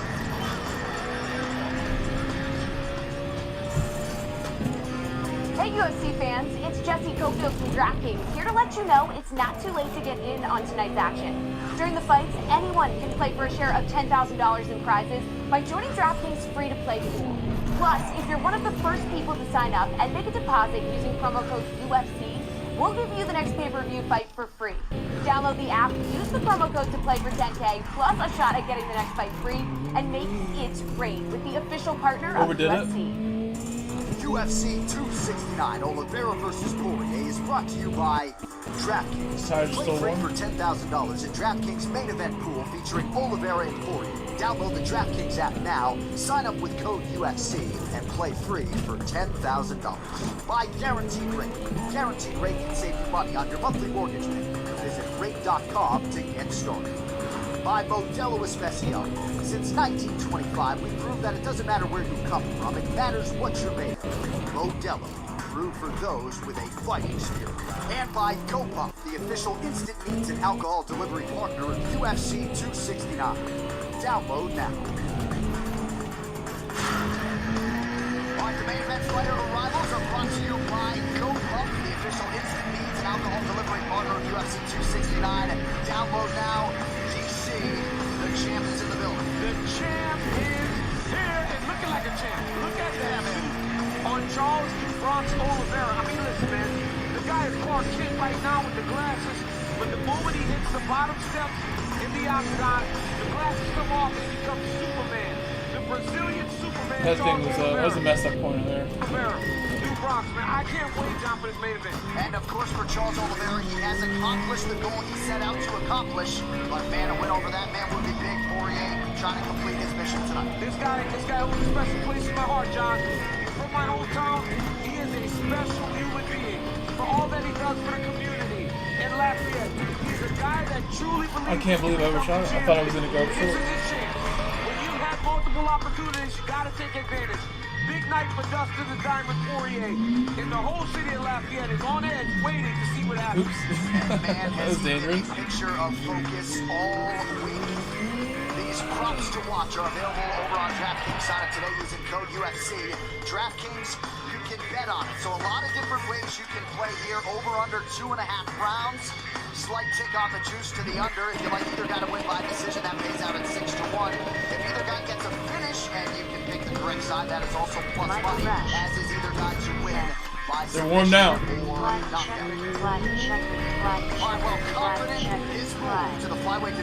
Who's that? I can't read the thing. Is that Mikkel Rash? That's what I thought I heard her say. His 125-pound debut comes against New Zealand's Kai Kara-France. The move to flyweight has been discussed since my second UFC fight. I was never the biggest bantamweight. A fighter who seems destined for superstardom. But I found a lot of success in bantamweight. He's immensely talented. By far, the hardest hitting guy in the division. Oh, that'll do it! Stayed there, paid off, became world champion. Now it's time for a new challenge, a new division, and a fresh start. And that's when I'm dropping the weight division and proving that I belong at 125. It's a tough division. There's a lot of amazing skilled fighters in there, but it presents so many problems to these flyweights that they never faced. I don't think there's a man faster in the sport. You can't teach these types of things. To get that type of hand speed and to follow it up with that type of power, that's a God-given gift. My goal has always been to be the best, whether weight class I've been at. So I'm going to definitely bring the knockouts, I'm going to speed, and just that style. Oh! At the horn! The flyweight should be very worried. Oh my God. Cody No Love is back! He's trying to reinvent himself in flyweight, but it hasn't always worked out for the guys coming down. They think they can bully us and show their speed, but everyone... Enter Kai Kara-France, representing City Kickboxing there in New Zealand. I don't think it's an easy equation for anybody to solve. You know, Cody's exciting. He never backs down. Even when he gets hurt, he always swings. And I love that about him, but it's going to get him hurt. Oh! Just so fast. One of the true knockout threats in this division. Timing's everything. And he had his time, you know, he was the champ, but now it's my time. Wow! Big right from Kai Kara-France! Beautiful right hand! I respect him, he's got good skill, but I'm a former world champion, comes in a new division. It is Mikkel Rash. Hello, Mikkel Rash. That's been sacrificed, and I have to... Let me pull the chat back up. Oh! Almeida's out! Almeida's I was enjoying watching the last fight with no chat on screen. This is my ticket to a title shot. Full screen this is my fights. whole life's work. All into one fight. The chat is back. I want to put the pressure on him. Thank you for those checkered flags. See what he's made Appreciate of, that. and then walk him down and put him away. Oh, he's got the walk off! Oh, my God, a front! Everyone has these questions, these what ifs. Can the power transfer down, the cardio with cutting all the weight. Yeah, boxing's cool. I prefer MMA, and specifically the UFC is the MMA I typically watch, not many other promotions.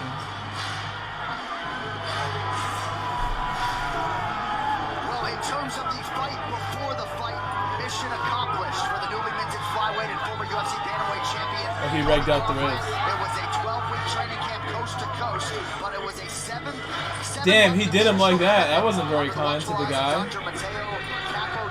That wasn't very nice at all. A smooth cut to flyweight for Cody, presented in partnership with DAV. Disabled American I see how it is, Connor. It's like, damn. So you don't want to get in that Ferrari? Get the hell out. National Commander Andy Marshall. Joe Rogan, a lot of people wanted to see what Cody Garbrandt would look like at the weigh-in on the scale. Certainly looked good to my eyes. He looked excellent. He looked lean, he looked muscular, he looked healthy, he did not look spent. I've seen guys look like As a kid, I liked Arturo Gatti. TJ Dillashaw, we thought Henry Soto was terrible. Cody did not look like that. He looked fine. And my grandfather was a champion boxer in the 20s. You can look up his record. He could be listed as one of my favorite boxers, even though I never watched one of his fights. I don't know if they had ways to record him back then. Maybe not his. The guy left no stone unturned to try and make this quick. Now, Joe, a lot of times I see a champion go down because something's obviously going wrong. Are you staying in the weight class? But this is something Cody Garbrandt had in his mind for a while. It was supposed to go down last year for an actual title fight on a win streak. So it's now just the right time for him to be fighting at 125 pounds. He also said that Rob Font fight in May, he was just exhausted in the fight, and initially, of course, he had wanted to move down prior. His timing is better now, and it is all systems go for Cody Garbrandt as he tries to make a statement.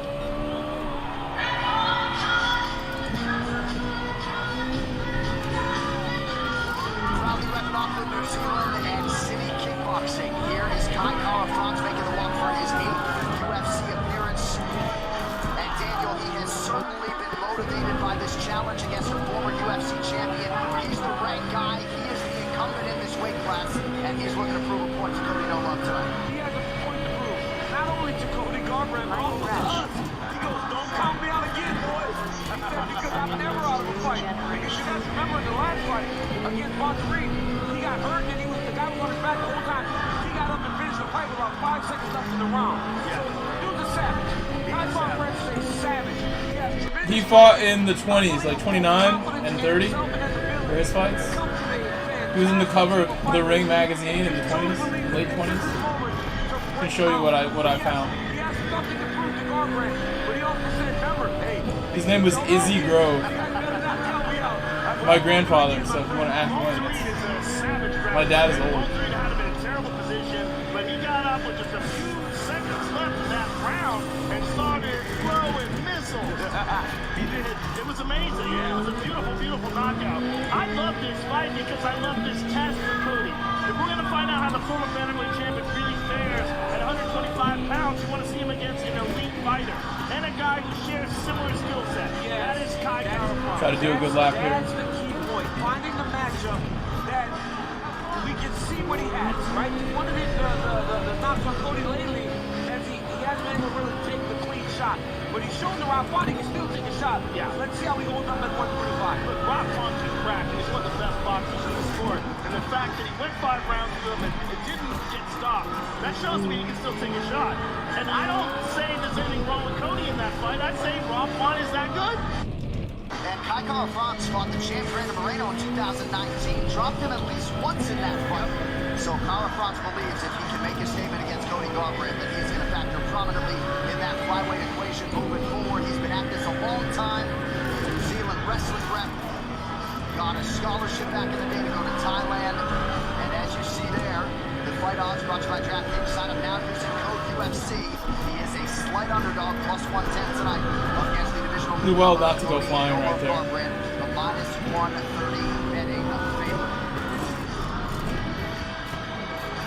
All right, with that backdrop, we are ready to go with Cody Garbrandt's UFC flyweight debut. It comes against 6th ranked Kai Kara-France. Kara-France inches in height. But interesting that it is Gr.4 who will have a reach advantage of 3.5 inches. All right, now for the introductions, here is Bruce Buffer.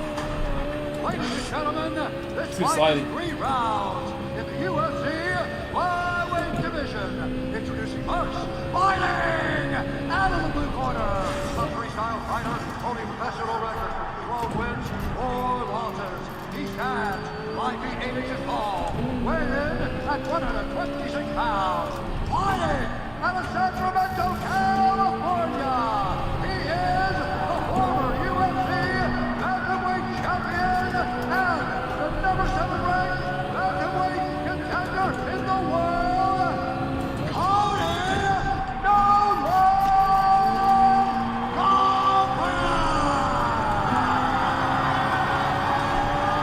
And now introducing his opponent, fighting out of the red corner, a big martial artist holding professional record, 22 wins, 9 losses, 1 no contest. He stands 5 feet 4 inches tall, weighing in at 125 pounds. Fighting out of Auckland, New Zealand, presenting the number 6 ranked flyweight contender in the world,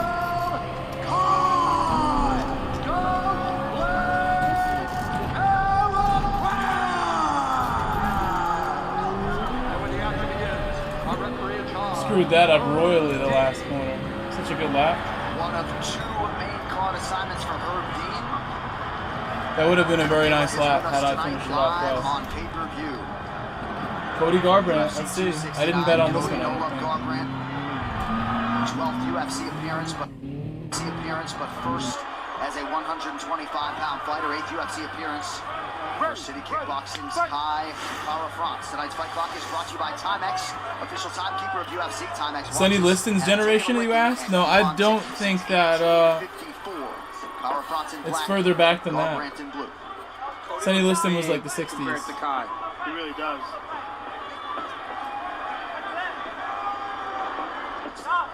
And that's a sign of getting the weight down the correct way because it goes back on you. Well, it took a long time for him to do it. It's pretty amazing when you think about it. A 7-month journey. Right. And he's even talked about keeping himself ready to be a potential alternate in January were he to win tonight. That's serious discipline. It's really been more cardio output and the fact that he's not a big eater, right? Like, he doesn't like food. Helps.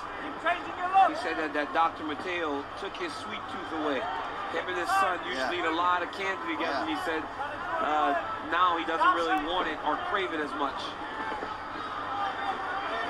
Gr.4 has done a good job of keeping his back to the octagon side, but now he's got to get a little closer to start letting his hands go. Boy, a lot of feeling out here with these guys. Well, I think Kai respects the power, so he's not trying to go in and be reckless.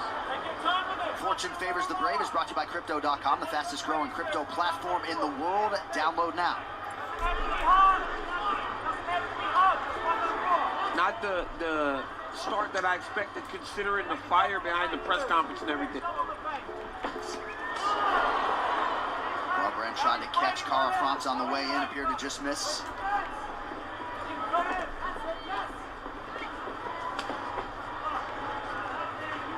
Nice switch kick blocked by Cody.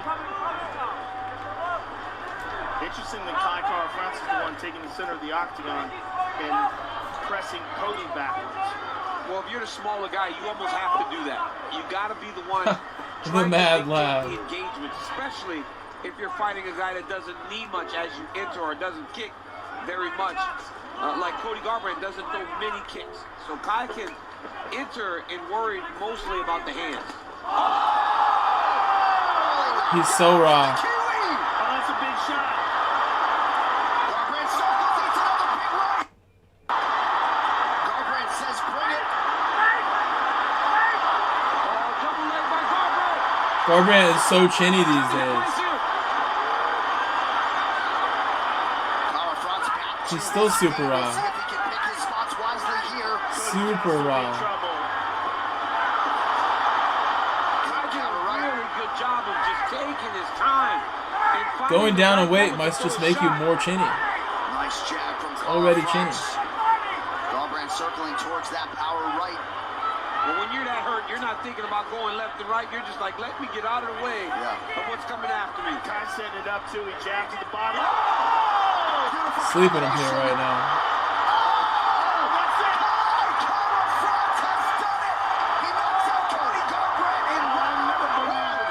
Cody's on like a 1,000,000 fight losing streak now. The precision was perfect. The punches were fantastic. Just one of the questions that people always have when a guy drops that much weight is, how does it affect his chin? How does it affect your durability? We saw TJ Dillashaw. They cut all the weight, and it almost takes an effect on the chin. But I don't know if that was the weight cut. I think Kai Kara-France was just extremely accurate, and he landed shots that was awesome. That would put out just about any 125-pounder. It was beautiful. I mean, it was really a perfect right hand to set it all up. Tonight's fight replay is brought to you by Anuel AA, Real Hasta la Muerte. Well, right here you see Kai kind of throwing the jab, short jab. In the Oh my gosh, what a shot too. Even if he wasn't chinny, that would have been a problem. And then as he closed the distance, he hits another right hand, knocks Cody down. Now Cody did a really good job of standing the fight initially. At one point he changes it to a double leg, gets takedown. But then look at this combination here.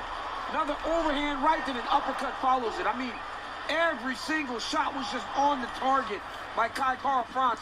And he earns the biggest win of his career over a former champion, Cody Garbrandt. And he's a knockout artist. Dan Hooker's got to be happy. Kara-France's family is staying at Hooker's house. What a moment for the 6th-ranked flyweight contender, Kai Kara-France. You know, the nickname Don't Blink, right? That's a lot to live up to. The knockouts didn't materialize nor manifest themselves early in his UFC career, but that is his 11th win by knockout or TKO. Frank Hickman there in the corner as well. And none that was sick. Bigger than that one. Can't even imagine. Huge knockout. Might have responded watching back Cody got home. slapped around by him, man. That was not pretty. With a monumental victory tonight. The official decision brought to you by Guaranteed Rate. Guaranteed Rate can save you money on your monthly mortgage payment. Visit rate.com to get started. Not pretty. To make it official, Bruce Buffer. Ladies and gentlemen, referee Herb Dean has called a stop to this contest at 3 minutes, 21 seconds of the very first round. Declaring the winner by TKO, Kai Don't Blink Kara-France. He's quite happy about this. I am here with the winner, a very happy Kai Kara-France. Yes. A spectacular knockout victory in the first round against arguably your biggest opponent yet.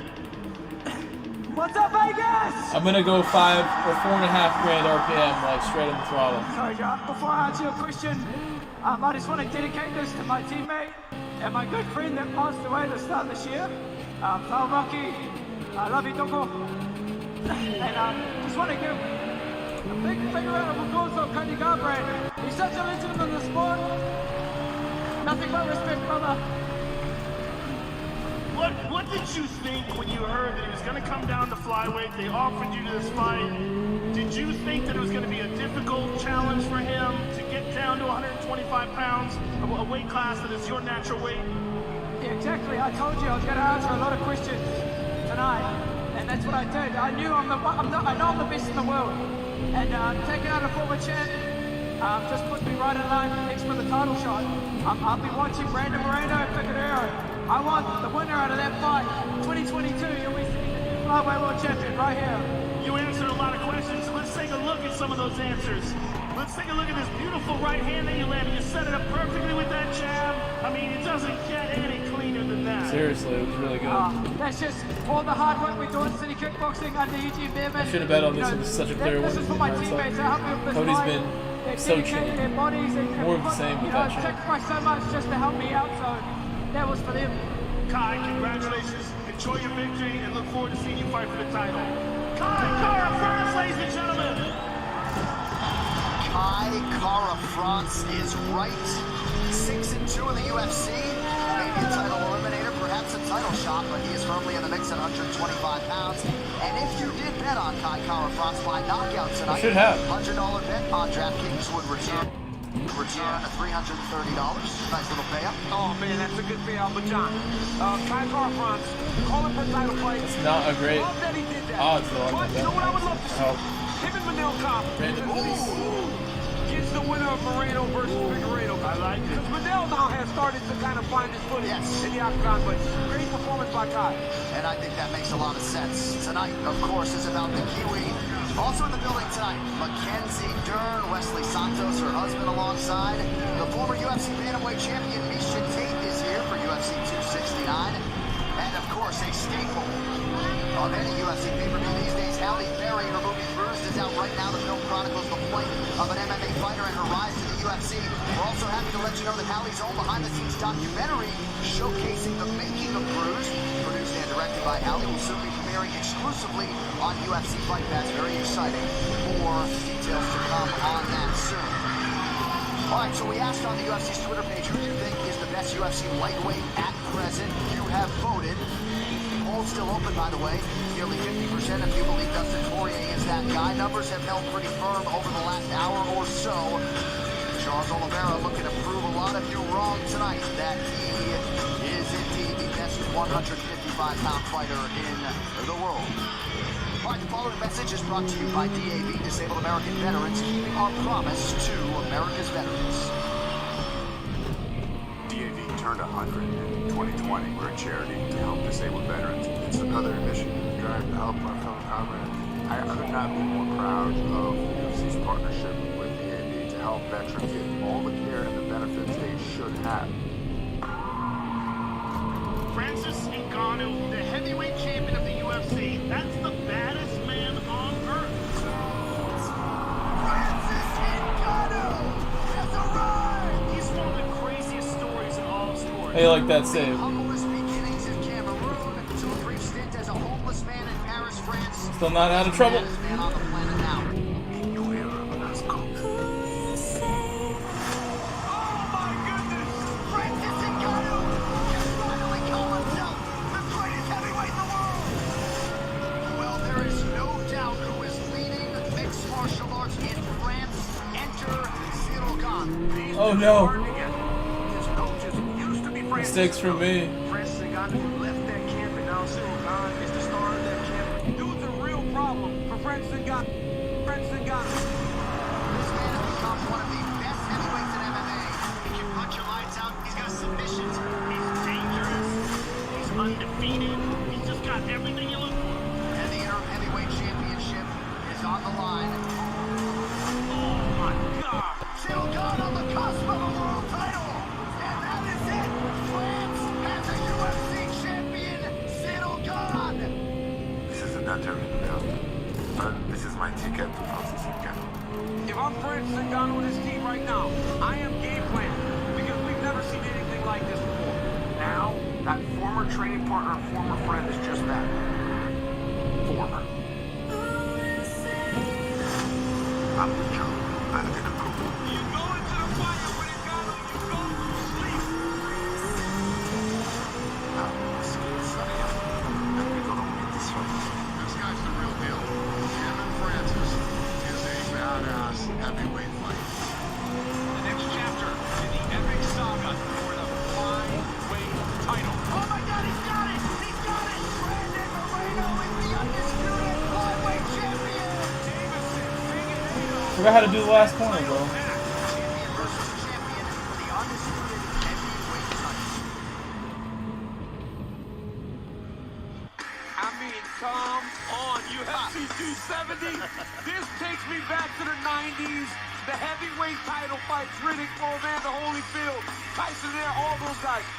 These two men, Francis Ngannou, has completely changed the game with his power. But Cyril Gane is like nothing we've ever seen. He literally is the heavyweight version of Petr Yan. He breaks you down strategically until you don't want to be in there with him anymore. This fight, with all that's on it, I talked to Francis, I go, why'd you walk past a man like that? You know Cyril. He goes, brother, he's my opponent right now. We got business to tend to. The heat is great. But the fight itself, when we get to Anaheim, is going to be bananas. Then you got Brandon Moreno against Davidson Figueiredo to finish this trilogy. The first fight was a classic. Second fight, Moreno pitches a shutout. This fight card is going to be absolutely sick. I hate Anaheim. And I can't wait to go watch him fight. I hate going to Anaheim, Joe. But I'm going to watch these two. Well, and if you want to join us, tickets are on sale now for UFC 270 from the Big A. Watch the heavyweight title unification bout as Francis Ngannou faces Cyril Gane. Of course, the trilogy to be completed between Brandon Moreno and Davison Figueiredo. It's UFC 270 from Honda Center, Saturday, January 22nd. To purchase, go to Ticketmaster.com. All right, what's coming up? Brought to you by Trojan, who reminds you to protect yourself at all times. A lot of 2022 UFC fight announcements to share with you now. January 15th, we'll kick off the year at the Apex UFC Fight Night. Cater versus Chikadze. Oh, my dog is 1 week barking. later, as we mentioned, first pay-per-view of the year. UFC Hold on! Ngannou versus Gane. Tickets go on sale. You better not smash the door. For UFC 271. He does stupid shit like that all the time. 2. That goes down from the Toyota Center in Houston, Saturday, February 12th. UFC 272, Saturday, March 5th from this very building, T-Mobile Arena in Vegas. And we will be in the Nationwide Arena in Columbus, Ohio for UFC Fight Night Mohobich versus Rakic, Saturday, March 26th. All right, as we spin it forward now, these welterweight rankings are brought to you by Hair Club. Hair Club offers hundreds of combinations of solutions to regrow, replace, or restore your hair. Visit hairclub.com/UFC today. All right, Jeff Neal, number 12 in the world. Santiago Ponzinibbio creeping at number 14. Featured bout here at welterweight, and for the winner, it's going to be big things in 2022 if they can register a win here in Vegas. Well, possessing all the fire and grit, the great boxers of Argentina have exuded over the years. Santiago Ponzinibbio has kept the bar high for his country in MMA. Tonight he draws fellow contender Jeff Neal. Another wild year in the UFC's welterweight division saw a champion remain undisputed, while a host of prospects emerged and contenders jockeyed for position. Tonight, two of those contenders look to surge before the end of the year as Jeff Neal meets Santiago Ponzinibbio. I don't care about him, you know, I'm gonna smash this guy. I'm moving forward to the red. I see this fight like it's a gulag in a war zone, you know what I mean? We got two fighters, you know what I mean? One of us gonna get knocked out the rankings after this fight, you know what I mean? It's not gonna be me. A Texas Titan whose resume includes 5 UFC wins and finishes of Frank Camacho, Nico Price, and Mike Perry. Jeff Neal is one major win away from making his jump to the next level, and many believe beating Santiago Ponzinibbio tonight will do the trick. The welterweight business is really competitive.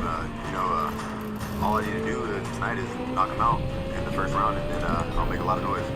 For more than 8 years, Santiago Ponzinibbio has represented his home country of Argentina on the world stage, and he is not disappointed. Back in June, the Argentine Dagger added another signature win to his list when he defeated Miguel Baez.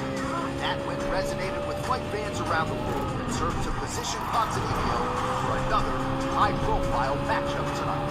I won 8 of my last 9 fights. I knocked him out 2 times, number 8 in the world. I beat a lot of good guys. There's another tough guy. I'm gonna smash this kid, and I put 9 victories on 10 fights. And I'm ready for the red. So only one more fight after. Santiago Ponzinibbio first discovered mixed martial arts on the internet. He and his friends would watch videos and try to replicate what they were seeing. He absolutely fell in love with the process and knew he wanted to pursue the path of a fighter, but there weren't a lot of options for him in his home country of Argentina. So he picked up and moved to neighboring Brazil.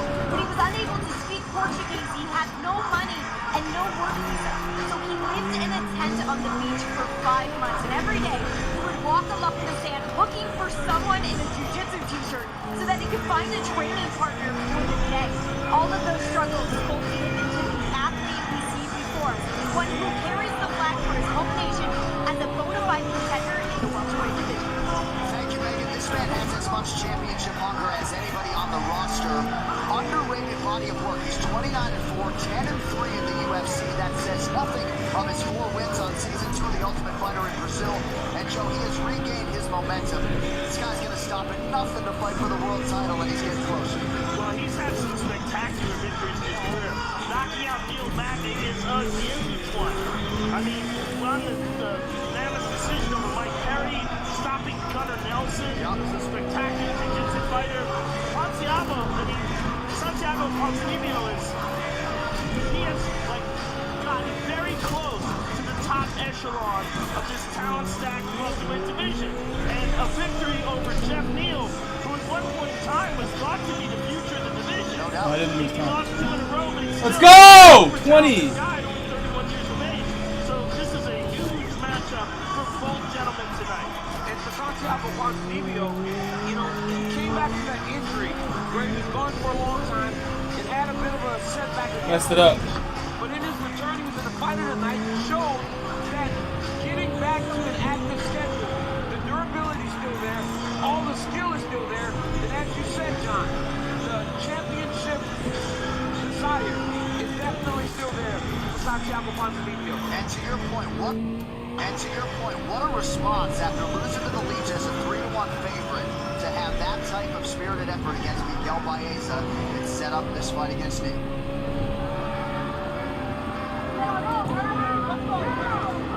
Proudly repping Florida's MMA in Dallas, Texas. Here's Jeff Neal, 8 UFC appearance, started 5-0, has fallen back a little bit.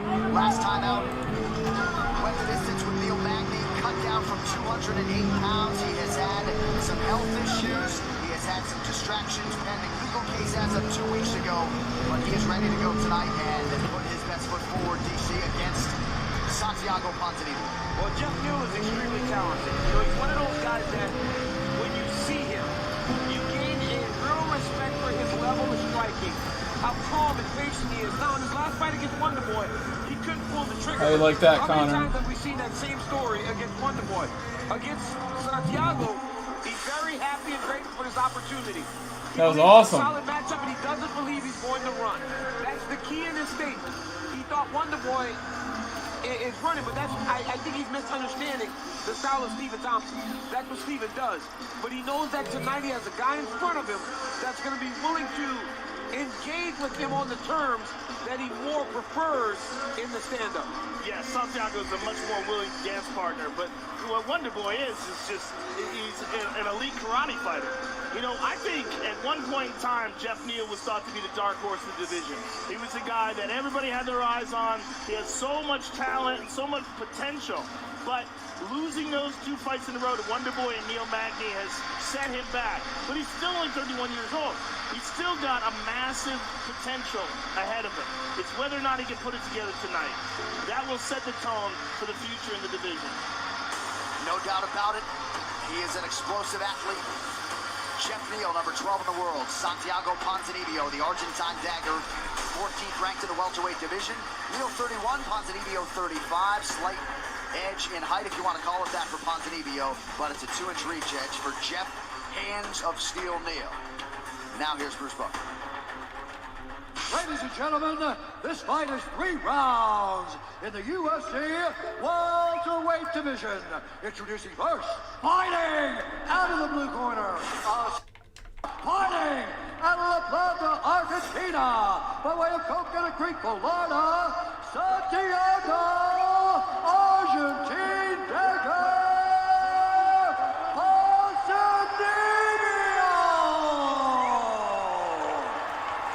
and now introducing his opponent, fighting out of the red corner, a mixed martial artist, holding a professional record, 13 wins, 4 losses. He stands 5 feet 11 inches tall, weighing in at 170 and 1/2 pounds. Fighting! I did bet on this. I bet against Ponzinibbio. Jeff Hands of Steel Neal! And when the action begins, our referee in charge, Mark Smith. Both of these individuals have had serious health scares over the last few years. Jeff Neal's is more well documented. His system was like septic. Ponzinibbio, bone infection that led to emergency surgery. He missed all of 2019 and 2020. Santiago, ready? Jeff, they have shown up in each other's bracket tonight. The fight clock is brought to you by Timex, official timekeeper of UFC. Timex watches have taken a licking and keep on ticking since 1854. Ponzinibbio in blue, Jeff Neal out of the southpaw stance in black. Right away, you see Ponzinibbio trying to put him on his heels, not allow Jeff to dictate to him.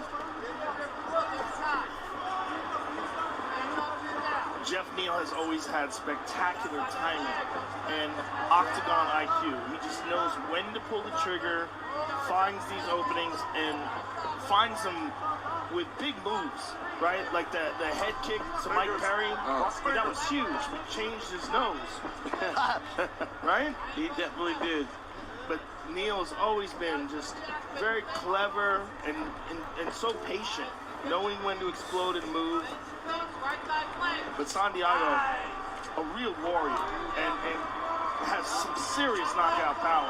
And what he went through, the 2 years off like that, dealing with real life-threatening injury.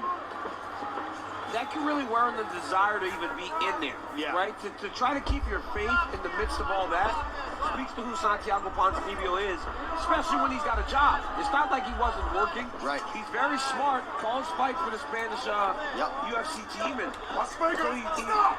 so he's working, but it was just his will to want to fight and also become a champion that led him back to the octagon. 90 seconds gone by round one. Nemiroff, bold character since 1872. Inside leg kick for Ponzinibbio. Extra energy logo a little bit. Jeff Neal has great feet. He moves so well. And you watch Jeff Neal, and I asked him before his last fight about almost being the standard bearer for Fortis MMA. He's had a lot of high-level success. They've had great fighters, but to be in there with Wonder Boy and to fight in the way that Jeff Neal has fought, he said he took a lot of pride in that because he loves his team. Landed the head kick, Jeff Neal. Jeff Neal, great striker. All the guys right that he here. trains with, so That Wonder Boy fight was big for him, but he didn't take that in opportunity. the third fight from the top on the pay-per-view means a ton to him. Hey, watch the fingers. Watch the fingers. UFC veteran Ramiz Brahimaj, the gifted grappler, among those in the Fortis MMA corner of Jeff Neal tonight. Neal's gone to that left high kick a couple of times. They've both been warned multiple times for keeping their fingers back towards them opposed to towards the opponent. Oh, spinning back fist attempt from Ponzinibbio misses. All right, this coach's Ponzinibbio game is moves brought to you really by well. Jose Cuervo Tequila. Here's the general safe Gets zone. all around the octagon. Hands first before legs. He's truly You know what determined you here need too. right there? 22 laser. Yup. Add on there when he backs up. You're crushing him with speed. Don't stay in front. Don't stay in front. You see it. Nice. Watch out. He's going to try to steer you to the right hand, Jeff. Right side flank, Jeffrey. Nice job on the footwork, Jeff. Nice hook. Right side flank, Jeff. Great connection between head coach and student Jeff Neal and Saif Saud. Well, Jeff's a tremendous counter striker. Every time What car is here? Ponzinibbio enters, you see Jeff throw that little right hook as he slides off to his right. Yeah, and solid defense by Neal as well. And Santiago's trying to find his timing, trying to find those openings, but so far Jeff Neal's not been a willing dance partner. He's not standing right in front of him. Dean Thomas, good I start. love Jeff Neal's movement right now. Yeah, and the one thing that Wonderful. Jeff Neal's doing so brilliantly is every time he In and enters, out. he steps to the outside of Santiago's foot. That puts him in line to give him all of his offensive weapons. Watch him do it. As soon as he steps in, right on the outside of Santiago's foot. Well, that's the foot battle that's so important when you have a southpaw and a conventional guy. The guy that controls the foot battle, the guy that can have the foot on the outside, opens up his strikes. A lot of times when you have this split stance, though, it's going to be the backhand that leads.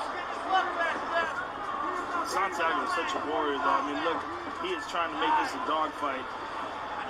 Well, I mean, if you watched his last fight against Miguel Baeza, it was a crazy fight and exactly what you expect against Santiago Ponzinibbio. Stop! He really pulled that fight out in the last round. Yeah, it was tough. Fight! Well, Mark Smith just resumed the action. Well, you can hear the cup smack. You got up to 5, okay? Let's take a look at it here. It's pretty clear. Yeah, no doubt about it. No doubt about it. Shinda cup.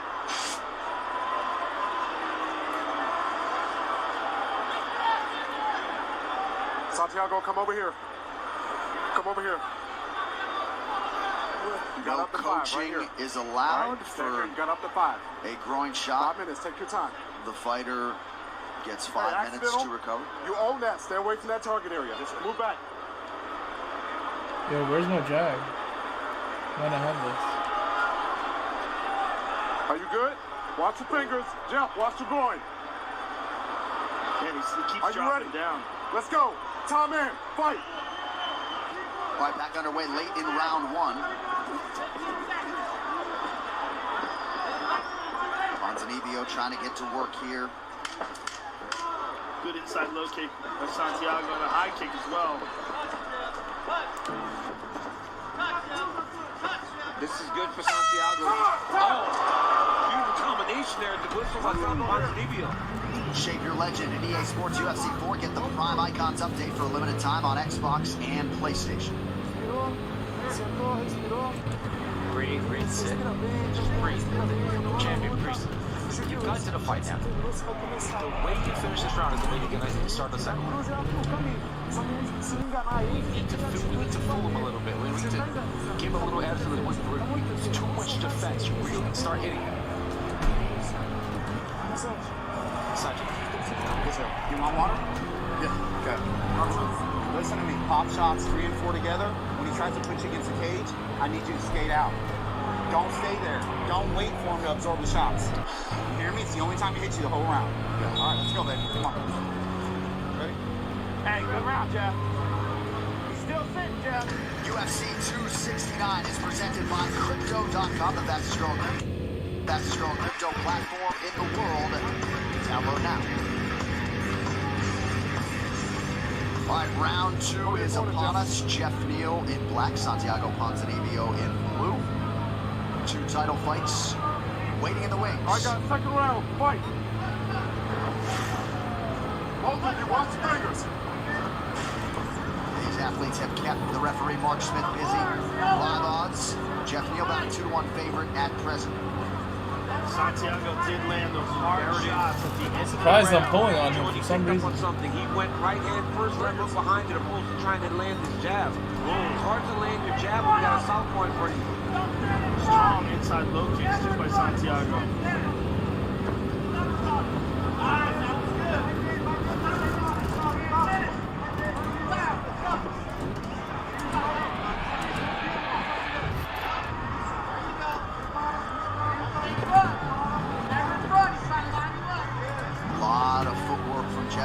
Bouncing in and out. That one got checked, yeah. I made it sound because I know how hard that hurt bad, that inside leg kick when they checked. And you can see a little bit of a wobble when Santiago put it down. Fortune favors the brave is brought to you by Crypto.com, the fastest growing crypto platform in the world. Download now.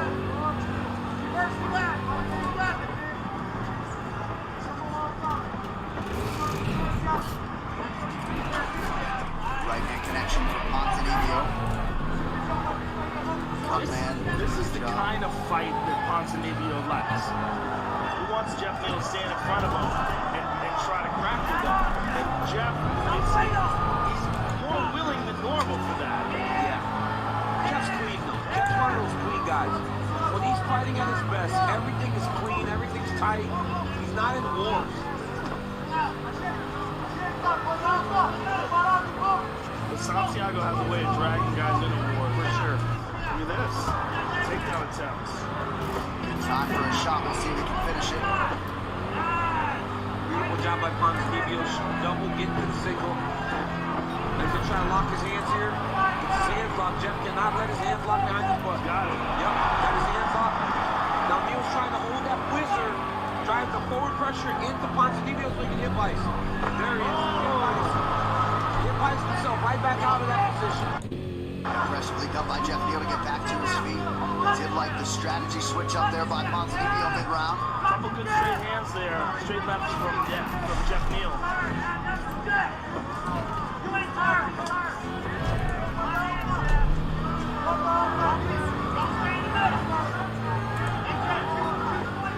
I think Ponzinibbio's found something with that right hand left hook combination.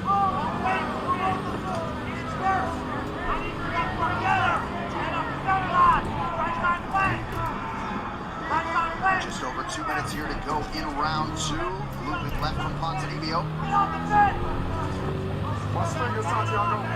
Neal does a good job with that high guard.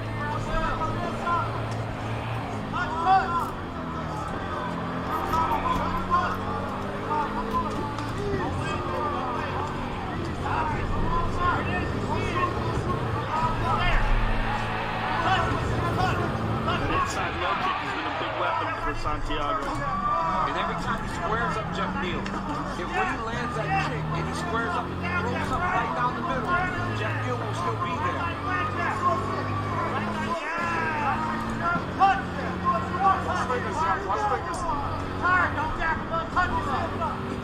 You heard Savion, don't tackle him, don't fight him. Let's go! Yeah, a little bit more flat-footed than we saw earlier in the round. Paid for it there. Well, you heard his coach yell, "You're not tired." You know, so it may be something in the body language of Jeff Neal that he sees, that he recognizes. Well, Neal's been more efficient, but Montenegro is now pulled ahead in terms of these significant strikes landed. That's a nice connection. Montenegro protests. Thought that was not broken.